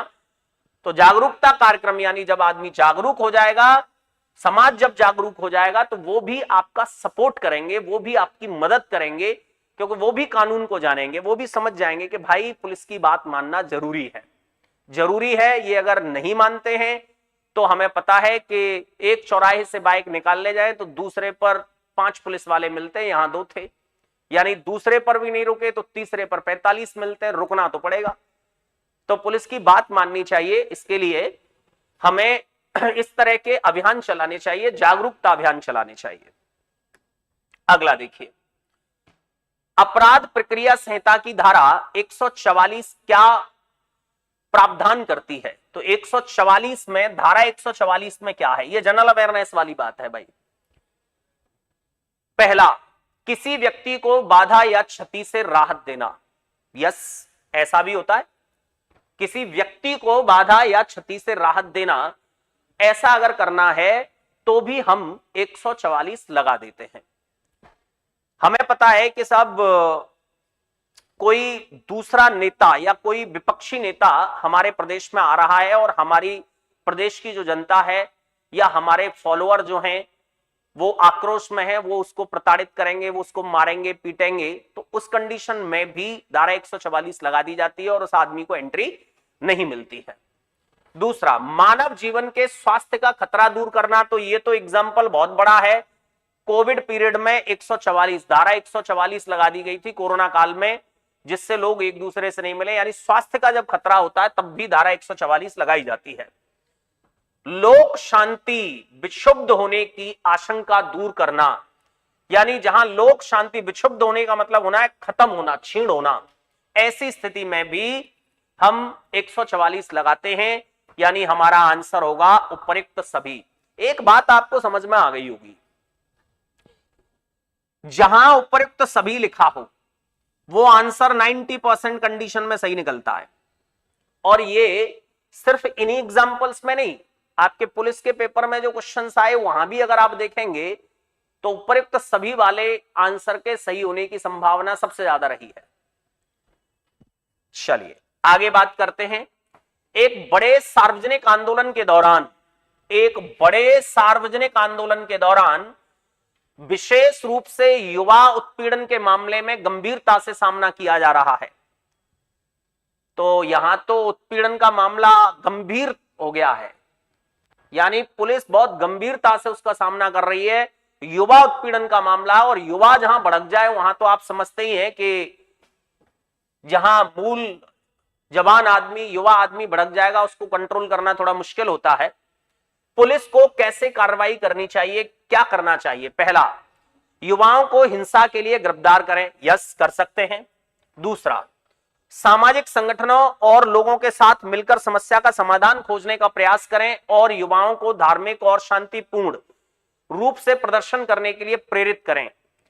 तो भाई जब युवा भड़क चुके हैं तो वो आपकी बात मानेंगे क्या? प्रेरणा आपकी मानेंगे क्या कि भाई शांतिपूर्ण ढंग से आप काम करो? ऐसा तो होगा नहीं। हिंसा के मामले में जांच करें, अवैध गतिविधियों को तत्काल रोकें और शांति बनाए रखने के लिए अपनाई जाने वाली नीतियों का पालन करें। यानी इस आंसर ने इस वाले आंसर को भी फीका कर दिया। ये तो गलत था ही, ए वाले को भी फीका कर दिया सी ने, क्योंकि इस सी वाले में कई सारी बातें आ गई, इसमें सिर्फ एक ही बात थी। इसमें उसने कहा है कि हिंसा के मामले की जांच करें कि आखिर ये युवा भड़क क्यों रहे हैं, अवैध गतिविधियों का तत्काल रोकें और जितनी भी अवैध गतिविधियां हो रही हैं उनको तुरंत रोकें, शांति बनाए रखने के लिए अपनाई जाने वाली समस्त नीतियों का पालन करें। यानी कैसे कंट्रोल होता है? तो जो जिस तरीके से बात माने उस तरीके से उसके सामने पेश आइए। और डी में है, युवाओं की शिकायतों को ध्यान में रखें, उनके साथ वार्ता करें और उन्हें समाधान के लिए सकारात्मक कदम उठाने के लिए प्रेरित करें। नहीं भाई, जब मामला गंभीर हो गया है तो प्रेरणा, ध्यान और मोटिवेशन से काम नहीं चलेगा, फिर तो काम आपके तरीकों से चलेगा, जो पुलिस के पास हथियार होते हैं, जो तरीके होते हैं उनसे। अगला, आपको एक गुप्त सूचना मिलती है। क्या सूचना है? कि आपके क्षेत्र में कोई अपराध होने वाला है। आपको किसी खुफिया एजेंसी से या कहीं से एक ऐसी सूचना मिली है कि आपके क्षेत्र में, आप जहां थाना प्रभारी हैं, वहां कोई अपराध होने वाला है। इस स्थिति में आपकी सबसे पहली कार्रवाई क्या होगी या सबसे अच्छी कार्रवाई क्या होगी? पहला, सूचना को नजरअंदाज करना तो बेवकूफी है। कार्रवाई क्या है? सूचना की पुष्टि के लिए इंतजार करना। पुष्टि के लिए इंतजार करेंगे, पता लगा कि इंतजार करने में बम ब्लास्ट हो गया। अपने वरिष्ठ अधिकारियों को सूचित करना और क्षेत्र में गश्त बढ़ाना, यह कर सकते हैं। और डी है, अकेले जांच करने का प्रयास करना। तो अकेले जांच करने का प्रयास करने से नहीं काम चलेगा, बाई चांस कोई गड़बड़ हो गई तो जवाब कौन देगा? इसलिए तुरंत वरिष्ठ अधिकारियों को सूचित करें, पुलिस फोर्स बुलाएं और वहां गश्त बढ़ाएं कि आखिर समस्या क्या है। तो आंसर कौन सा होगा? सी होगा। चलिए अगले की बात करते हैं। अच्छा, आपको यह समझ में आ रहा है कि ये सारे क्वेश्चंस 100% क्वेश्चंस हमारे केवल किससे रिलेटेड हैं? लॉ एंड ऑर्डर से रिलेटेड हैं। यानी इसमें कॉमन पुलिस एप्टीट्यूड या मेंटल एप्टीट्यूड नहीं है, इसमें केवल लॉ एंड ऑर्डर चल रहा है। हर क्वेश्चन में लॉ एंड ऑर्डर की बात हो रही है। इससे पहले लेक्चर में, यानी 2-3 दिन पहले जो क्लास हुई थी, उसमें देखा था जनहित की बात थी। वहां हर क्वेश्चन में जनहित था और यहां हर क्वेश्चन में लॉ एंड ऑर्डर की बात हो रही है। तो अभी हम ऐसे काम करेंगे और फिर कुछ इस तरह के पेपर बनाएंगे, कुछ इस तरह के क्वेश्चंस तैयार करेंगे जिसमें आपके जो 14-15 टॉपिक हैं सबका पता लगे कि 1-1, 2-2 क्वेश्चन हो। तब फिर हम देखेंगे कि अब आप कैसा डिसीजन ले पा रहे हैं, अब आप कैसा आंसर दे पा रहे हैं, तब एक अच्छा रिजल्ट आएगा। इसको ऐसे ही रटने से नहीं काम चलने वाला है कि 10-20 क्वेश्चन देख लिए उससे कुछ नहीं होगा। तो मेरा टारगेट है 500 से 600 क्वेश्चन कराना। 500 से 600 क्वेश्चन कर लेते हैं तो मुझे नहीं लगता कि कहीं कोई प्रॉब्लम आएगी, बड़ी आसानी से आंसर करेंगे आप। एक बड़े नगर में एक समूह के लोगों ने शांतिपूर्ण प्रदर्शन किया है। तो ये शब्द बड़े मायने रखते हैं भाई। यहां कहा जा रहा है शांतिपूर्ण, लेकिन कुछ अंधविश्वासी तत्वों द्वारा धार्मिक स्थलों को नुकसान पहुंचाया गया है। यानी कुछ लोग तो शांतिपूर्ण ढंग से काम कर रहे हैं, लेकिन उसके कुछ विरोधी अंधविश्वासी कैसे हैं, जिन्होंने धार्मिक स्थलों को, मंदिर या मस्जिदों को तोड़ दिया है। पुलिस को कैसे प्रक्रिया करनी चाहिए, क्या प्रतिक्रिया करनी चाहिए? पहला, धार्मिक स्थलों की सुरक्षा को महत्वपूर्ण मानते हुए अवैध गतिविधियों को तुरंत रोक देना चाहिए। ठीक है, ऐसा करना चाहिए, ये एक सामान्य बात हुई, क्योंकि धार्मिक स्थलों को नुकसान पहुंचाने का मतलब समझते हैं ना, सामूहिक दंगे भड़क जाएंगे, धार्मिक दंगे भड़क जाएंगे, सामुदायिक लड़ाइयां स्टार्ट हो जाएंगी, देश में आग लगने लग जाएगी। तो ये बड़ा गंभीर मामला है। दूसरा, सामूहिक समझौता करें और आंदोलनकर्ताओं से अवैध गतिविधियों को रोकने के लिए सहायता मांगें। तो भाई वो एक कहावत है ना, लातों के भूत बातों से नहीं मानते। आप उनसे सहायता मांगेंगे, अगर इतने ही समझदार होते तो धार्मिक स्थलों को तोड़ने की, ध्वस्त करने की बात ही नहीं करते। इसका मतलब यह है कि वो उस स्तर पर सोच ही नहीं पाते, समझने और समझाने वाले पर। तीसरा, आंदोलनकर्ताओं को धार्मिक स्थलों से दूर रखने के लिए निर्देशित करें और अवैध गतिविधियों के लिए कार्रवाई करें। तो ये वाला आंसर और ये वाला आंसर ऑलमोस्ट सेम से ही लग रहे हैं। और चौथा है, समूह के नेताओं के साथ वार्ता करें और धार्मिक स्थलों की सुरक्षा के लिए सहायता मांगें। यह भी गलत हो गया। अब आप तीसरे में और पहले में ये डिफरेंस समझने की कोशिश करो कि डिसीजन कैसा लेना है। धार्मिक स्थलों की सुरक्षा को महत्वपूर्ण मानते हुए अवैध गतिविधियों को तुरंत रोकना चाहिए। जितनी भी अवैध गतिविधि हो रही है उनको तुरंत रोकना चाहिए। यानी यहां उनको कंट्रोल करने की बात तो कर रहा है, लेकिन कंट्रोल करने में यह स्पष्ट नहीं हो रहा है कि जो लोग धार्मिक स्थलों को नुकसान पहुंचा रहे हैं उनको अरेस्ट भी किया गया है क्या। हो सकता है अरेस्ट किया गया हो, लेकिन तीसरे में देखें तो कह रहा है कि आंदोलनकर्ताओं को धार्मिक स्थलों से दूर रखने के लिए निर्देशित करें, सिर्फ निर्देशित करने की बात कर रहा है, और अवैध गतिविधियों के लिए कार्रवाई करें। यानी यहां कार्रवाई करने की भी बात कर रहा है। यहां भी कह रहा है अवैध गतिविधियों को तुरंत रोकना चाहिए, और यहां भी कह रहा है कि तुरंत रोकना चाहिए। यह कह रहा है कि धार्मिक स्थलों की सुरक्षा को महत्वपूर्ण मानते हुए, और यहां कह रहा है आंदोलनकर्ताओं को धार्मिक स्थलों से दूर रखने के लिए निर्देशित करें। यानी दोनों बातें ऑलमोस्ट सेम हैं। ऐसा लग रहा है कि भाई ये और ये आंसर दोनों में कोई अंतर नहीं है, लेकिन यहां इसने बस एक शब्द दे दिया है जो कि ऐसा लग रहा है कि ये शब्द और ये लाइन जब तोलेंगे तो इसमें वजन ज्यादा निकलेगा और इसमें वजन उतना नहीं निकलेगा। ये कह रहा है कि धार्मिक स्थलों की सुरक्षा को महत्वपूर्ण मानते हुए, यानी सबसे ज्यादा महत्वपूर्ण वो है, अवैध गतिविधियों को तुरंत रोक देना चाहिए, चाहे उसके लिए जो भी कदम उठाने पड़े वो सब उठाने चाहिए। तो हमारा आंसर यहां सी और ए दोनों ही एक जैसे थे, फिर भी हम किसकी तरफ गए, ए की तरफ गए, न के सी की तरफ। पहले फिजिकल भी हो सकता है, कोई उम्मीद नहीं भाई, कुछ नहीं कह सकते, कुछ नहीं कह सकते अभी इसमें कि पहले फिजिकल परीक्षा होगी, या हो सकता है कि 48.5 लाख लोग हैं, हो सकता है कि थोड़ी भीड़ कम करने के लिए, थोड़े लोग कम करने के लिए फिजिकल परीक्षा भी पहले हो जाए। तो कोई बात नहीं है, आपको इतना टेंशन लेने की आवश्यकता नहीं है। पुलिस का फिजिकल कौन सा बहुत बड़ा काम है, बड़ी आसानी से निकल जाता है। आपको एक घरेलू हिंसा की शिकायत मिलती है, वो घरेलू हिंसा की हम बात कर रहे थे थोड़ी देर पहले, घरेलू हिंसा की शिकायत मिलती है। तो घरेलू हिंसाएं होती हैं भाई, बहुत बार ऐसी हिंसाएं होती हैं कि बेचारी पत्नियां रोज पिटती हैं, पति रोज पीटते हैं, और बहुत बार हिंसाएं इसकी अपोजिट भी होती हैं कि पति बेचारा रोज पिटता है, वो कुछ नहीं कह पाता। तो आपको एक घरेलू हिंसा की शिकायत मिलती है, इस परिस्थिति से निपटने का सबसे अच्छा तरीका क्या है? इस स्थिति से निपटने का सबसे अच्छा तरीका क्या है? अब इसमें तरीका नहीं पूछा है, सबसे अच्छा तरीका पूछा है। पहला, दंपति, दंपति मतलब कपल, दंपति को आपस में सुलह कराने का प्रयास करना, यह बहुत बढ़िया उपाय है। लेकिन इसमें अगर ये हिंसा शब्द नहीं होता तो घरेलू हिंसा कहा है, घरेलू क्लेश नहीं कहा है, कलह नहीं कहा है, लड़ाई झगड़ा नहीं कहा है, घरेलू हिंसा की बात कही है। अगर यही कहा जाता घरेलू कलह, क्लेश या लड़ाई झगड़ा, तो बात अलग होती, तो समझाने की बात होती, काउंसलिंग की बात होती। फिर तो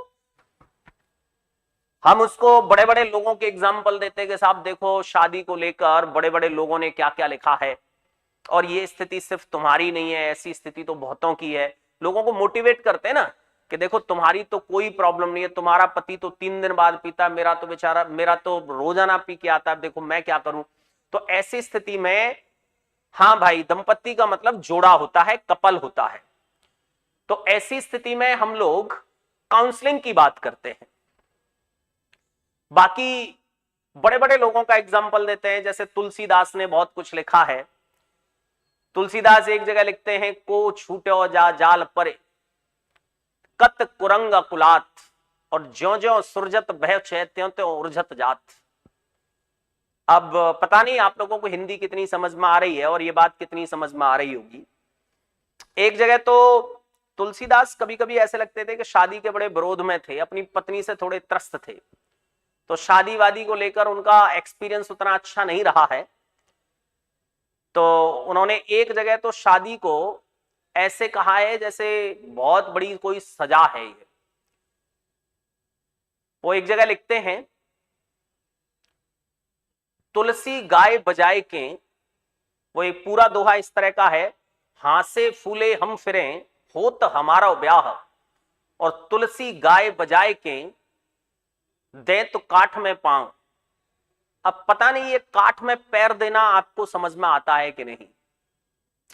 अगर आपको काठ में पैर देना समझ में आता है तो फिर आप ये समझ लेना कि आपने इतिहास बहुत अच्छे ढंग से पढ़ा है, और अगर ये नहीं आता है तो आपको ये समझ में आ जाएगा कि जिस अकबर के जमाने में हम ये मानते हैं कि साहब अकबर जैसा कोई राजा नहीं हुआ, बड़ा अच्छा राजा हुआ, बहुत दयालु, बहुत अच्छा कभी कभी ऐसा भी होता है कि राजा को पता ही नहीं होता कि उसकी प्रजा कर क्या क्या रही है, क्या क्या चल रहा है, या किसी भी ताकत का फायदा कितना उठाया जा रहा है।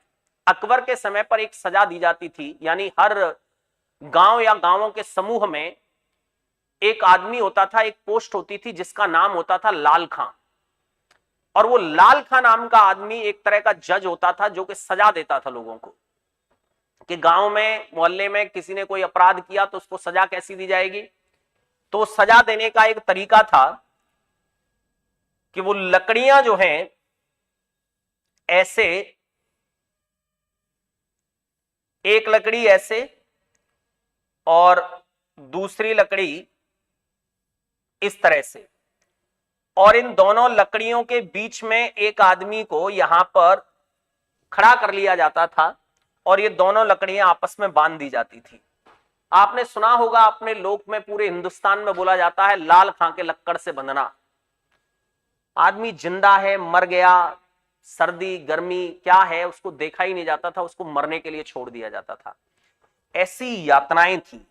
तो तुलसीदास वहां लिखते हैं कि शादी करना एक ऐसी सजा है जिसमें आदमी बैंड बाजे के साथ काठ में पैर देने जाता है, यानी वो काठ में पैर देने वाली स्थिति। तो जब हम काउंसलिंग करते हैं तो इस तरह के बहुत सारे बड़े बड़े लोगों के एग्जाम्पल देते हैं, मोदी जी तक के एग्जाम्पल देते हैं कि देखो भाई लाइफ तो मोदी जी की भी बहुत अच्छी नहीं होगी, नहीं तो तलाक क्यों लेते, क्यों पत्नी को छोड़ते, तलाक लिया है कि नहीं पता नहीं। तो बड़े बड़े लोगों का एग्जाम्पल देते हैं, तो सामान्य आदमी को बड़ा अच्छा लगता है कि चलो ठीक है, कोई बात नहीं है, सबकी जिंदगी हमारी जैसी है। लेकिन यहां तो बात कहां तक पहुंच गई है, हिंसा तक। हिंसा तक जब बात पहुंच जाए तो वहां सुलह कराने की गुंजाइश खत्म हो जाती है। पहले जिसने जो अपराध किया है उसको सजा मिलनी चाहिए, तब सुधार होगा। दूसरा, पीड़ित को कानूनी सहायता और सुरक्षित आश्रय के बारे में जानकारी देना, यानी पीड़ित को यह बताना कि भाई कानून तुम्हारी क्या क्या मदद करेगा और आपको आश्रय कहां मिलेगा, उसको केवल उसकी जनरल अवेयरनेस बढ़ाना। तीसरा है हिंसा के साक्ष्य मिलने पर उचित कार्यवाही करना, तो यह ज्यादा बेहतर है। मामले को गंभीरता से न लेना, तो यह तो कोई मतलब ही नहीं है। तो सबसे बेहतर आंसर क्या है, सी, हिंसा के साक्ष्य मिलने पर उचित कार्यवाही करना। यानी पति ने अगर पत्नी को पीटा है और यह प्रूव होता है कि यस पीटा है, तो पहले पति को सजा दिलवाइए। वो काम ज्यादा जरूरी है। सुलह मत करवाइए, क्योंकि सुलह करवाएंगे तो 3 दिन बाद वो फिर से दोहराएगा इस घटना को कि पुलिस भी इसमें कुछ नहीं करती। या ऐसा भी हो सकता है कि बेचारी उस पत्नी का पुलिस से भरोसा उठ जाएगा कि पुलिस ने भी कुछ नहीं किया, पुलिस ने भी इसी का पक्ष लिया, पुलिस ने भी मेरे पक्ष में कोई बात नहीं कही। अगला देखिए, एक समूह के लोगों ने प्रदर्शन के दौरान वाहनों को अवरुद्ध किया है, यानी वाहन रोक दिए हैं और सड़कों को बंद किया है। पुलिस को कैसे कार्रवाई करनी चाहिए? पहला, वाहनों को तुरंत हटाएं और सड़कों को स्वतंत्र कराएं। सड़कों को स्वतंत्र कराएं, वाहनों को तुरंत हटाएं, यानी वहां से वाहनों को निकालते जाएं जल्दी से और सड़क को खाली करवा दें और उन लोगों को वहां से हटा दें। पहला काम, यानी ट्रैफिक नहीं लगना चाहिए, बाद में उनसे बात करो, पहले सबसे पहले सड़क खाली करवाओगे, भाई पहले ये सड़क पे से हटिए, उसके बाद आपसे बात करेंगे। दूसरा क्या है, समूह के नेताओं के साथ संवाद करें और उन्हें स्थिति को शांत करने के लिए प्रेरित करें। अब ये प्रेरणा वाली बात तो बाद की है। सड़क अवरोध के कारणों की जांच करें और शांति बनाए रखने के लिए उचित सुरक्षा के साथ नियंत्रण करें। यह भी बहुत बढ़िया आंसर है।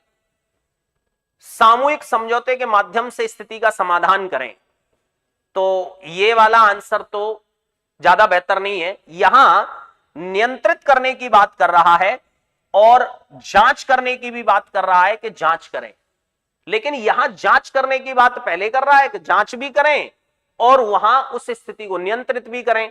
लेकिन इसमें सबसे पहले यह कह रहा है कि भाई सबसे पहले सड़क खाली करो, सड़क पे से हटो, वाहनों को निकालो, इधर के इधर जाने दो, इधर के इधर जाने दो, अब बताओ तुम्हारी क्या बात है। तो बेहतर आंसर सी नहीं है, बी नहीं है, बेहतर आंसर क्या है? ए। सबसे पहले वाहनों को वहां से हटाएं, यानी जो जहां जाना है उसको जाने दें और सड़कों को फ्री कराएं। सड़कों पर जो आंदोलन कर रहे हैं वो सड़क खाली करवाएं, यानी सबसे बेहतर आंसर इसमें ए होगा, न कि सी।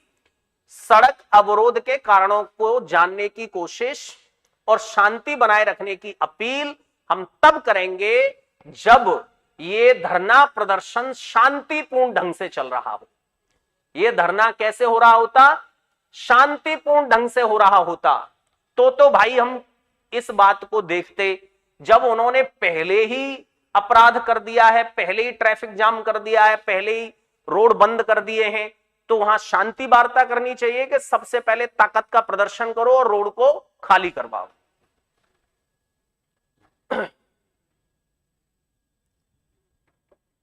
आगे देखते हैं, ईमानदारी पुलिस बल का एक महत्वपूर्ण स्तंभ है। यस, ये बात बहुत बड़ी है कि पुलिस के लिए एक पिलर का काम करता है क्या? ईमानदारी। ईमानदारी एक बहुत बड़ा पिलर है पुलिस का। आप किसी अन्य अधिकारी को रिश्वत लेते हुए देखते हैं, आपकी क्या जिम्मेदारी है? यानी किसी ऑफिसर को आप अपने विभाग के ही आदमी को देखते हैं कि ये रिश्वत लेता है, तो आपको क्या करना चाहिए? यानी ईमानदारी से विमुख हो रहा है, उसके खिलाफ आपको क्या करना चाहिए?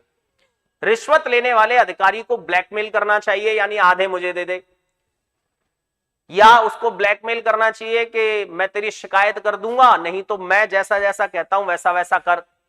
तो ये तरीका तो बिल्कुल गलत है। ये भी ब्लैकमेल करना भी अपने आप में एक अपराध है।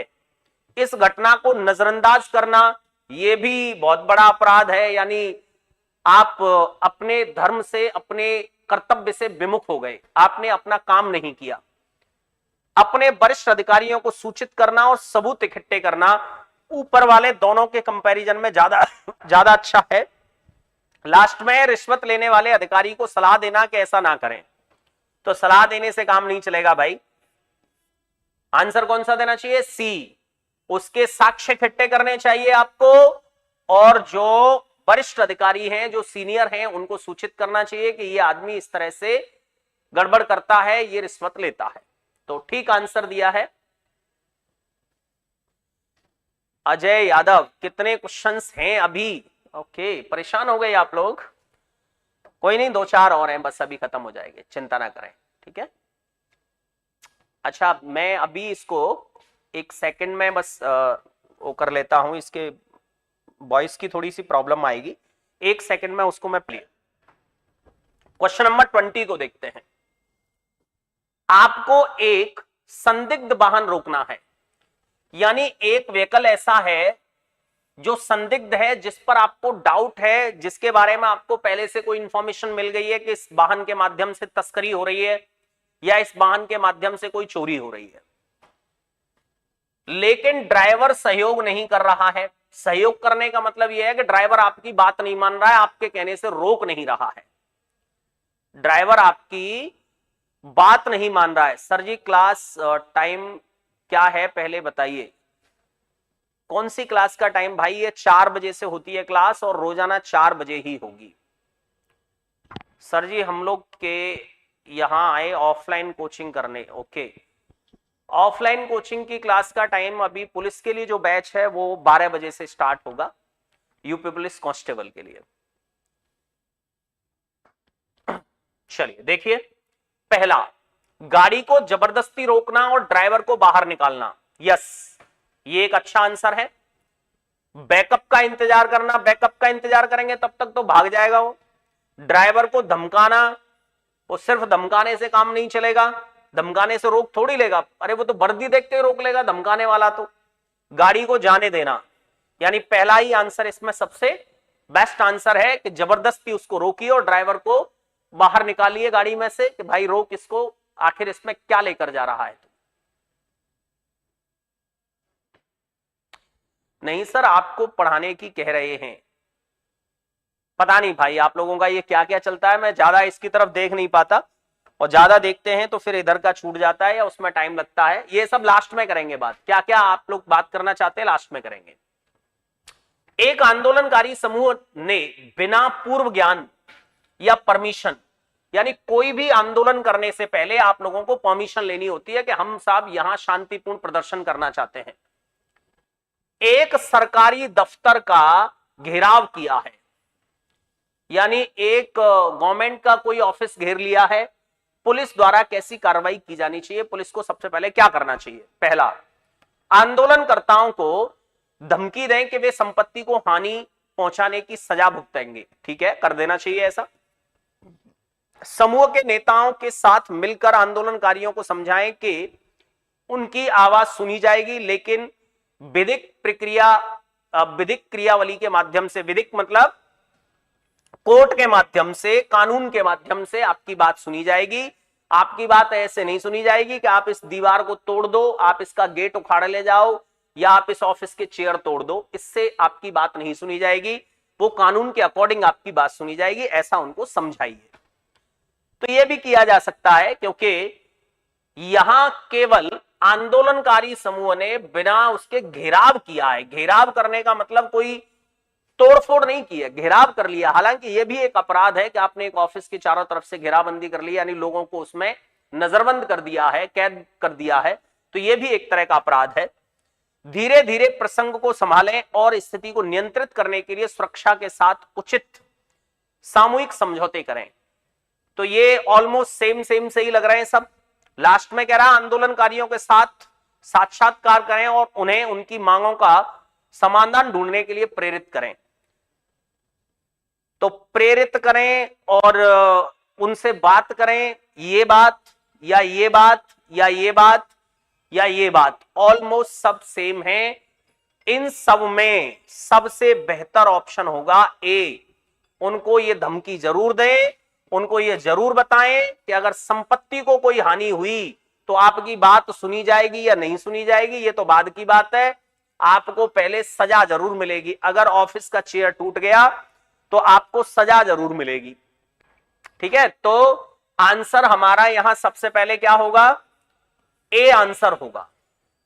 यानी उनको समझाने की बात अलग है कि समझाने की बात करें, लेकिन उनको धमकी भी देनी पड़ेगी, क्योंकि उन्होंने शांतपूर्ण तरीके से धरना नहीं दिया है, उन्होंने तो घेराव किया है। यानी एक कदम आगे निकल गए हैं, वो एक कदम आगे निकल गए हैं। तो एक कदम जब आगे निकलते हैं तो आपने देखा होगा कि पुलिस के साथ हम जब बहुत अच्छे से बात करते हैं तो पुलिस वाले भी अच्छे से बात करते हैं, और हम गर्मी दिखाते हैं तो पुलिस वाले गर्मी का होल स्क्वायर लगा देते हैं।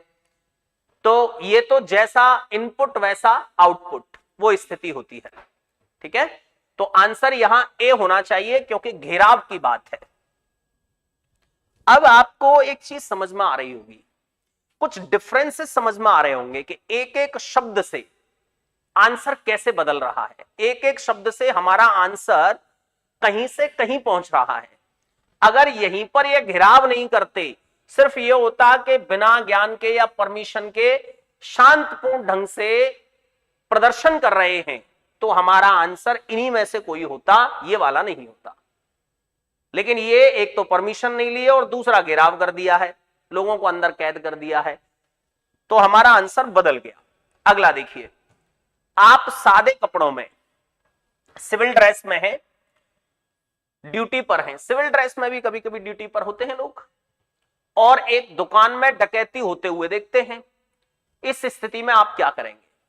अब सादे कपड़ों में इसका मतलब आपके पास रिवॉल्वर भी नहीं होगी, हथियार तो होगा ही नहीं। पहला, दुकान में घुसना और डाकुओं से सीधे लड़ना, यह तो बेवकूफी है। दूसरा, तुरंत अपनी वर्दी पहनने के लिए वापस जाना, यह भी उससे बड़ी बेवकूफी है कि वर्दी पहन के डर दिखाऊंगा इनको। तीसरा, चुपचाप देखना और बाद में पुलिस को सूचित करना। बाद में पुलिस को सूचित करना कोई मतलब नहीं है, अपने वरिष्ठ अधिकारियों को सूचित कर पुलिस फोर्स का इंतजार करना।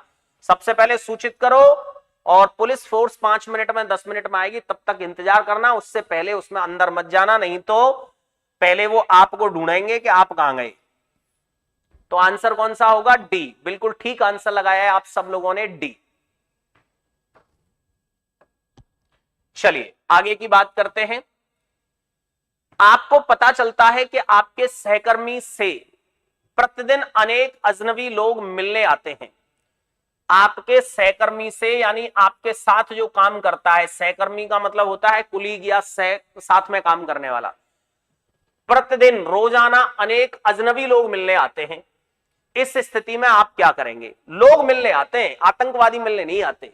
कंफर्म नहीं है कि कौन से लोग हैं, इसके रिश्तेदार हैं, क्या है क्या नहीं है, क्या मामला है, पता कुछ नहीं है। पहला, अपने सहकर्मी से सीधे बात करना।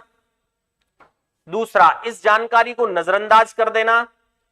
अपने वरिष्ठ अधिकारियों को सूचित करना, सोशल मीडिया पर पोस्ट डालना। तो नजरअंदाज कर देना और सोशल मीडिया पर पोस्ट डालना, ये तो बेवकूफी वाली बातें हैं। एक तरीका तो यह है कि साहब वरिष्ठ अधिकारियों को सूचना दें कि इससे लोग मिलने आते हैं, और दूसरी बात यह है कि आपका सहकर्मी है ना, आपके साथ काम करता है, उससे सीधे सीधे बात करिए कि आखिर भाई ये मामला क्या है, क्यों तुमसे इतने सारे लोग मिलने आते हैं। तो उसका क्या जवाब देता है? क्योंकि कोई आतंकवादी मिलने नहीं आते, लोग मिलने आते हैं, अजनबी हैं, उसके लिए अजनबी हैं, वो नहीं जानता, लेकिन जिससे मिलने आते हैं वो जानता होगा। हो सकता है वो किसी संकट में हो सकता है लोग उसके कुछ रिश्तेदार आते हों, कई ऐसी जगह पोस्टेड है वो कि जहां उसके रिलेटिव्स रहते हो। तो हमारा आंसर यहां सी नहीं होगा, हमारा आंसर क्या होगा? ए होगा। लेकिन यहीं पर ये अजनबी की जगह संदिग्ध लिख देता। क्या लिख देता? संदिग्ध। तो फिर काम सिर्फ बात करने से नहीं चलता, संदिग्ध लोग आते हैं यानी जिन पर डाउट है, ऐसे लोग आते हैं, तो वरिष्ठ अधिकारियों को सूचना देने से काम चलता। यानी एक एक शब्द आपका आंसर चेंज करेगा। अगला देखते हैं, आजकल बड़े पैमाने पर बिक रहे खाद्य पदार्थों के विरोध में होने वाले प्रदर्शनों को नियंत्रित करने के लिए प्रशासन को किस प्रकार के कदम उठाने चाहिए? बहुत सारे बड़े पैमाने पर जो खाद्य पदार्थ बिकते हैं, नकली खाद्य पदार्थ, बड़े पैमाने पर बिक रहे खाद्य पदार्थों के विरोध में, तो विरोध खाद्य पदार्थों का, कौन से खाद्य पदार्थों का विरोध होता है? जो मिलावट वाले खाद्य पदार्थ होते हैं उनका विरोध होता है। अच्छे जो खाद्य पदार्थ होते हैं, अच्छी जो सामग्री होती है, उनका कोई विरोध नहीं होता। तो उनके विरोध में जो प्रदर्शन हो रहे हैं उनको रोकने के लिए, उनको नियंत्रित करने के लिए पुलिस प्रशासन को क्या करना चाहिए? पहला, नकली खाद्य सामग्री बनाने वाली फैक्ट्रियों व विक्रेताओं पर छापेमारी कर सख्त कार्रवाई करनी चाहिए। यस, बहुत बेहतर आंसर है। सरकार को नकली खाद्य सामग्री बनाने वाली कंपनियों से अतिरिक्त कर वसूल करना चाहिए, मतलब जहर खिलाओ, टैक्स ज्यादा दो।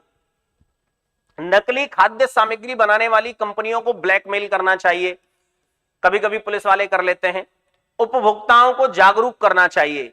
अरे भाई, केवल उपभोक्ताओं को जागरूक करने से काम नहीं चलेगा कि मार्केट में इस नाम की जो दूध की पैकेट मिलती है ना, उसे मत खरीदो। उस दूध की पैकेट जो मिलती है उस पर रोक लगाओ। इसलिए आंसर कौन सा होगा? ए होगा, न के डी। तो आप लोगों ने ए बिल्कुल ठीक आंसर दिया है। चलिए, लास्ट क्वेश्चन है ये हमारा, और ये क्वेश्चन आपके यूपीपी एग्जाम में पूछा गया है। मैंने आपको बताया था कि हर पेपर में दो दो क्वेश्चन आपको मिले थे जनरल अवेयरनेस के, दो दो मिले थे एसआरटी के, और 8-9 क्वेश्चन मिले थे पुलिस एप्टीट्यूड के। तो ये जनरल अवेयरनेस का क्वेश्चन है। इससे पहले वो धारा 144 वाला जनरल अवेयरनेस का क्वेश्चन था। सामान्य एसआरटी के भी क्वेश्चन, जहां एक सामान्य आदमी को कैसे सोचना चाहिए, उस तरह के भी मिले, और एप्टीट्यूड के क्वेश्चंस भी हमने ज्यादातर एप्टीट्यूड के देखे। तो इसमें कह रहा है, एक पुलिस अधिकारी के रूप में आप एक आपराधिक जांच में शामिल हैं। निम्नलिखित में से उस दस्तावेज का नाम क्या है जिसे आपको जांच पूरी करने के बाद अदालत में जमा करना होता है? अब देखो भाई, इसको आप थोड़ा सा समझ लीजिए बारीकी से। बारीकी क्या है इसमें?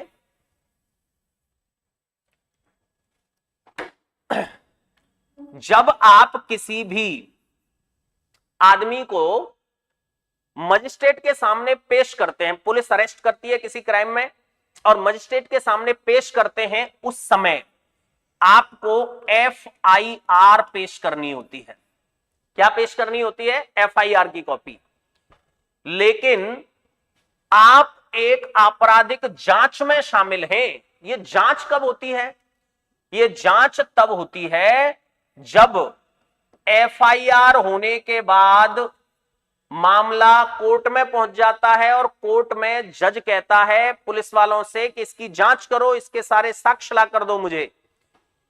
तो जांच की बात अगर है तो जांच करने के बाद FIR नहीं दी जाती है। जांच करने के बाद तो आपको अदालत में क्या देने होते हैं? आरोप पत्र, यानी चार्जशीट जमा करनी होती है। तो यहां पर दोनों मामलों में थोड़ा थोड़ा अंतर है, बारीक अंतर है।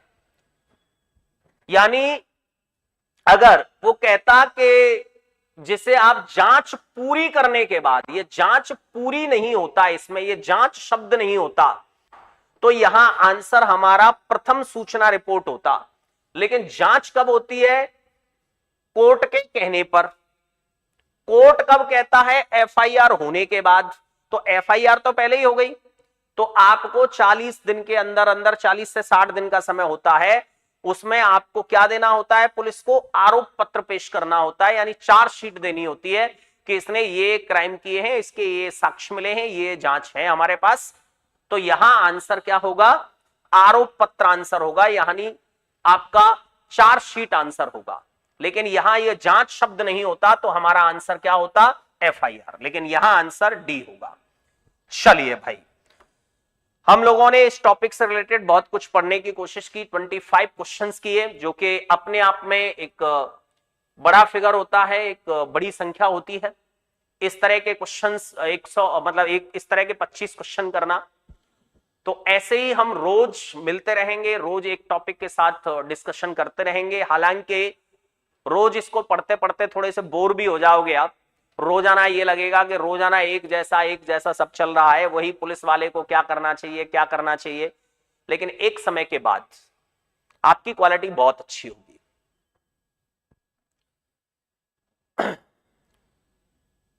21 में ये कार्रवाई होंगी या रिएक्शन? देखो, कार्रवाई और रिएक्शन ऑलमोस्ट सेम बात है, दोनों में कोई ज्यादा अंतर नहीं है।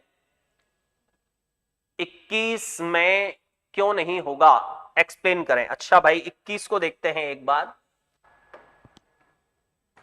एक आंदोलनकारी समूह ने बिना पूर्व ज्ञान और परमिशन के, देखो एक तो यहां ये बता रहा है कि न तो कोई परमिशन ली है, न कोई पहले से कोई सूचना दी है, न तो ये बताया कि हम आंदोलन करने जा रहे हैं, न ये कि साहब हमें परमिशन दे दो। एक तो इस तरीके से उनको दोषी ठहराया जा रहा है, और दूसरा यहां क्या किया है? घेराव किया है। घेराव करना, किसी को घेरना, किसी अधिकारी को घेरना, ये अपने आप में, अरे वो अधिकारी जब घेरा होगा, वो बेचारा अंदर अंदर कितना कांप रहा होगा, कितना परेशान होगा। उसको तो नानी याद आ गई होगी, कब भीड़ क्या कर दे उसको पता ही नहीं है। उस आदमी का हार्ट फेल हो सकता था, वो आदमी डर से सुसाइड कर सकता था, वो आदमी कुछ और घटना कर सकता था, या वो आदमी अपनी सर्विस रिवॉल्वर निकाल के किसी को शूट कर सकता था। तो घेराव करना यानी आप एक कदम आगे चले गए। तो वहां सिर्फ शांति वार्ता करना, वहां केवल आप ये कहें कि साहब इनको समझाएं बुझाएं, इनसे ये कहें कि साहब आपकी मांगे पूरी होंगी चिंता मत करो, वो तरीका ठीक नहीं है। आंदोलनकर्ताओं को धमकी दें कि वे अगर संपत्ति को हानि पहुंचाएंगे तो सजा भुगतेंगे, यानी केवल उनके साथ शांति वार्ता करने से काम नहीं चलेगा।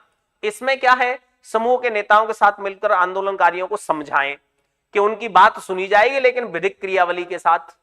दूसरे में कह रहा है धीरे धीरे प्रसंग को संभालें और स्थिति को नियंत्रित करने के लिए सुरक्षा के साथ उचित सामूहिक समझौता करें। यहां भी वो क्या कह रहा है, सामूहिक समझौते की बात कर रहा है। अरे भाई क्राइम कर दिया जिस आदमी ने, उसके साथ आप समझौते की बात नहीं कर सकते। आंदोलनकारियों के साथ साक्षात्कार करें और उन्हें उनकी मांगों का समाधान ढूंढने के लिए प्रेरित करें। यहां भी वही मोटिवेट करने वाली बात है। तो यहां यह आंसर बहुत बेहतर नहीं है, ये आंसर बहुत बेहतर नहीं है, केवल धमकी की बात की जा रही है। यहां तो उनके खिलाफ कार्रवाई भी करनी चाहिए, ऐसा आंसर भी हो सकता था एक अच्छा आंसर, कि उनको धमकी दें तथा न मानने पर उनके खिलाफ कार्रवाई, उचित कार्रवाई करें, ऐसा आंसर होना चाहिए था। ठीक है सर, यूपीएसआई को भी साथ में लेके चलें। हाँ भाई, यूपीएसआई साथ में ही चल रहा है। एप्टीट्यूड तो इस स्तर का है कि यूपीएसआई में इससे आगे और क्या आएगा, बस आपका विधि वाला पार्ट और बढ़ेगा, यानी मूल विधि जो आती है वो पार्ट इसमें और बढ़ जाएगा यूपीएसआई में, बाकी सब कुछ यही रहेगा। ठीक है और धन्यवाद फ्री में क्लास लेने के लिए। नहीं भाई, कुछ भी फ्री नहीं होता, आप इतने अच्छे कमेंट करते हैं, आप इतना धन्यवाद अदा करते हैं, तो ये हो गई ना भरपाई। हाँ, यूपीएसआई साथ में है सर, प्रैक्टिस के लिए भी दिया करें प्लीज बताइएगा। देखिए मैंने आपको पहले भी बताया था, और पहले भी ये पूरा का पूरा आपको अभी मैं 10 मिनट के अंदर जो हमारा पीडीएफ सेक्शन है एप्लीकेशन में, रीजनिंग रनवे नाम का जो मेरा एप्लीकेशन है, उसमें जो पीडीएफ सेक्शन है उसमें ये पीडीएफ अभी अगले 10 मिनट में अपलोड कर दी जाएगी, तो वहां से आप इसको डाउनलोड कर सकते हैं। ऐप पर ये वीडियो लाइव नहीं है, ये सिर्फ यूट्यूब पर है, ऐप पर नहीं है। ऐप पर भी डेली क्लासेस चलेंगी, 6 बजे डेली क्लास ऐप पर होगी, आप ऐप की चिंता ना करें। प्रिंटेबल पीडीएफ प्रोवाइड करवा दीजिए। जी प्रिंटेबल तो सब होती है, आप उनको डाउनलोड कर सकते हैं, आप उनको बस कट कॉपी पेस्ट नहीं कर सकते, बाकी सब कुछ प्रिंट करा सकते हैं, कोई प्रॉब्लम नहीं है। रवि कुमार आप प्रिंट करा सकते हैं, कोई दिक्कत नहीं है। यूपीएसआई का ऑफलाइन कितने का है सर? देखिए यूपीएसआई का हमारा जो ऑफलाइन बैच होता है, कंप्लीट बैच की अगर आप बात कर रहे हैं यानी ऑल सब्जेक्ट्स, वो 20,000 रुपए फीस होती है, और यूपी पुलिस कांस्टेबल की जो फीस होती है वो 12,500 रुपए फीस होती है। बस अंतर क्या है कि यूपीएसआई की जो क्लास चलती है वो हमारी पर डे 6 घंटे चलती है और 6 से 7 महीने चलती है। यूपी पुलिस कांस्टेबल की क्लास पर डे 5 घंटे चलती है और 5 महीने चलती है। तो दोनों में स्तर का अंतर है, तो दोनों में क्लासेस का डिफरेंस है, फीस का भी डिफरेंस है। एक की फीस 12,500 रुपए है और दूसरे की फीस 20,000 रुपए है। हम लोगों को अपने पढ़ाने पर इतना भरोसा है कि हमारे यहाँ सुविधा एक बहुत अच्छी है कि अगर आप डबल फीस देते हैं, 12.5 की जगह 25 और 20 की जगह 40, तो 100% फीस रिफंड होती है अगर आपका एग्जाम क्वालिफाई नहीं होता है तो ये ऑफलाइन बैच का है। ठीक है, तो आप आ सकते हैं। अभी 10 अप्रैल को बैच है यूपी पुलिस कांस्टेबल का, उसकी टाइमिंग होगी 12 बजे से शाम को 5 बजे तक। हाँ, 50 क्वेश्चन वाला, 50 या 55 क्वेश्चन वाला बहुत जल्दी लेकर आएंगे, आप चिंता ना करें। सर क्वेश्चन भी दिया करें प्लीज। हाँ हाँ अभिषेक, बिल्कुल चिंता ना करें, क्वेश्चंस भी देंगे, पीडीएफ्स भी देंगे, ये सिलसिला अब चलता रहेगा। तो बस अभी मुझे थोड़ा सा प्रायोरिटी पर वो एक बुक का काम ले लिया है, जिससे आप लोगों को इसके बहुत सारे एग्जाम्पल्स, बहुत सारी चीजें मिल जाएं, यानी उसका प्रॉपर एक थ्योरी भी मिल जाए, जिससे कुछ चुनिंदा चीजें हमें पढ़ने को मिल जाए। तो बुक के माध्यम से अच्छा, बुक में क्या होगा, चुनिंदा चीजें होंगी, बिल्कुल छटी हुई, टारगेटेड यूपी पुलिस कांस्टेबल के लिए, तो आपको एक अच्छा रिजल्ट मिल जाएगा। हाँ, और क्वेश्चंस भी देंगे। अच्छा, डाइस का पीडीएफ आपको नहीं मिला, ठीक है, वो पीडीएफ में मैं आज उसी सेक्शन में डलवा दूंगा। कोई मैराथन, हाँ भाई अभी तो चलता ही रहेगा, अभी तो बहुत समय है, क्लासेस सब चलती रहेंगी, मैराथन भी चलती रहेंगी शर्मा जी, आप बिल्कुल चिंता ना करें, ठीक है। सर आप हम लोगों की सारी बातें मानते हैं? नहीं भाई देखो, बात मानना क्या है, हम दोनों एक दूसरे के पूरक हैं, एक दूसरे के सबॉर्डिनेट हैं। आप मेरी बात माने, मैं आपकी बात मानूं, तो ये सिलसिला ठीक चलेगा, और एक ही तरफ से चलाने की कोशिश करेंगे तो वो नहीं चलता है। मिक्स क्वेश्चंस करवाएंगे, लेकिन मिक्स क्वेश्चंस करवाएंगे। 14 लेक्चर हैं आपके इसके, टोटल टॉपिक्स कितने हैं, 14, 14। 14 लेक्चर खत्म होने के बाद फिर इन सबके मिक्स क्वेश्चंस होंगे, ठीक है। तो पहले एक एक से 14 टॉपिक्स कौन से हैं उनको जान लेते हैं बारीकी से। अब आपको बड़ा अच्छा लगा होगा इसमें कि हमने एक एक बारीकी को समझा कि कहां कौन से शब्द की वजह से, कहां किस घटना की वजह से आंसर हमने कैसे बदल दिया, कहीं कुछ और कहीं कुछ और। तो ये जो डिफरेंस देखने को मिला, ये मिक्स में नहीं मिलता, ये आपको स्पेसिफिक टॉपिक में मिला। तो पहले 14 टॉपिक कर लेते हैं, 14 दिन में हो जाएंगे, उसके बाद बहुत समय बचेगा। आगरा में रूम्स वगैरह ये सब मिल जाते हैं, हॉस्टल्स हैं, पीजी हैं, सब हो जाता है, बिल्कुल चिंता ना करें, ठीक है, वो सब दिलवा दिया जाएगा। अगर आप में से कोई आना चाहता है, बहुत सारे लोग आ गए हैं, प्रयागराज वगैरह से भी हैं कुछ बच्चे, और भी कुछ बाहर के हैं, तो कई सारे लोग हैं इधर बाहर से। दिशा परीक्षण करवा दीजिए।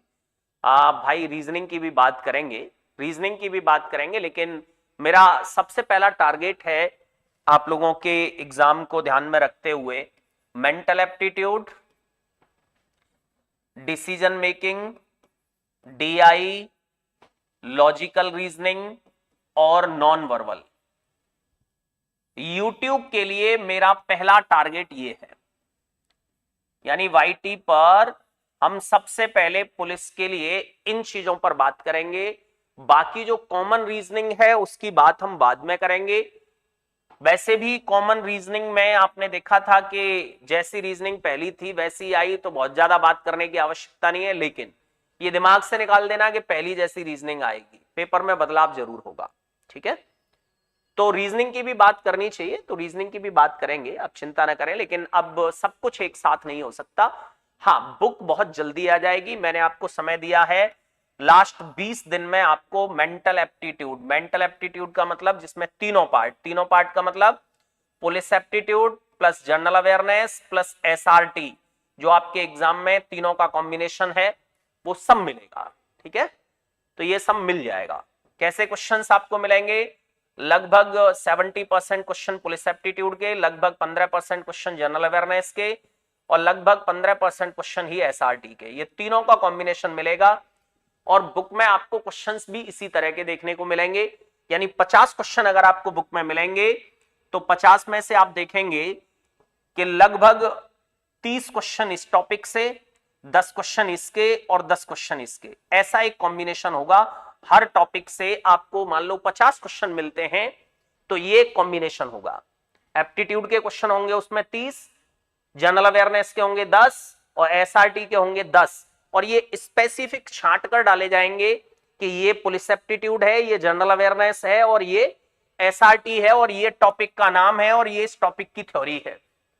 थ्योरी में भी आपको क्या पढ़ना है, बस उतना ही, ज्यादा रामायण पढ़ने की आवश्यकता नहीं है, आपको बस अपनी अपनी बात समझनी है। जैसे लॉ एंड ऑर्डर देख रहे थे हम, तो लॉ एंड ऑर्डर में तो पुलिस के साथ साथ पूरा न्याय व्यवस्था है, लेकिन हमने न्याय व्यवस्था की बात ही नहीं की, पुलिस से रिलेटेड भी छटी हुई चीजें बस देख ली।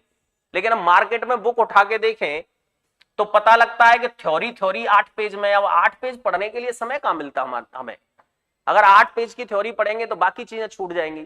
तो ये सब मिल जाएगा आपको, आप इसकी चिंता बिल्कुल भी नहीं करें। सर आपकी क्लास में स्क्रीन पर नंबर आता है, यस, नंबर आता है स्क्रीन पर। बुक कैसे मिलेगी वो सब बता दिया जाएगा, इतने क्यों परेशान हो रहे हैं, सब बता दिया जाएगा। गुड क्लास, बहुत बहुत धन्यवाद। चलिए भाई, बहुत बहुत धन्यवाद। ये बड़प्पन है आप लोगों का कि आप क्लास को बहुत अच्छे से देखते हैं, इसलिए आपको अच्छी लगती है। चलिए, बाकी फिर मिलते हैं अगली क्लास में और अगले यानी तीसरे टॉपिक के साथ। चलिए, बहुत बहुत धन्यवाद। पीडीएफ आपको अभी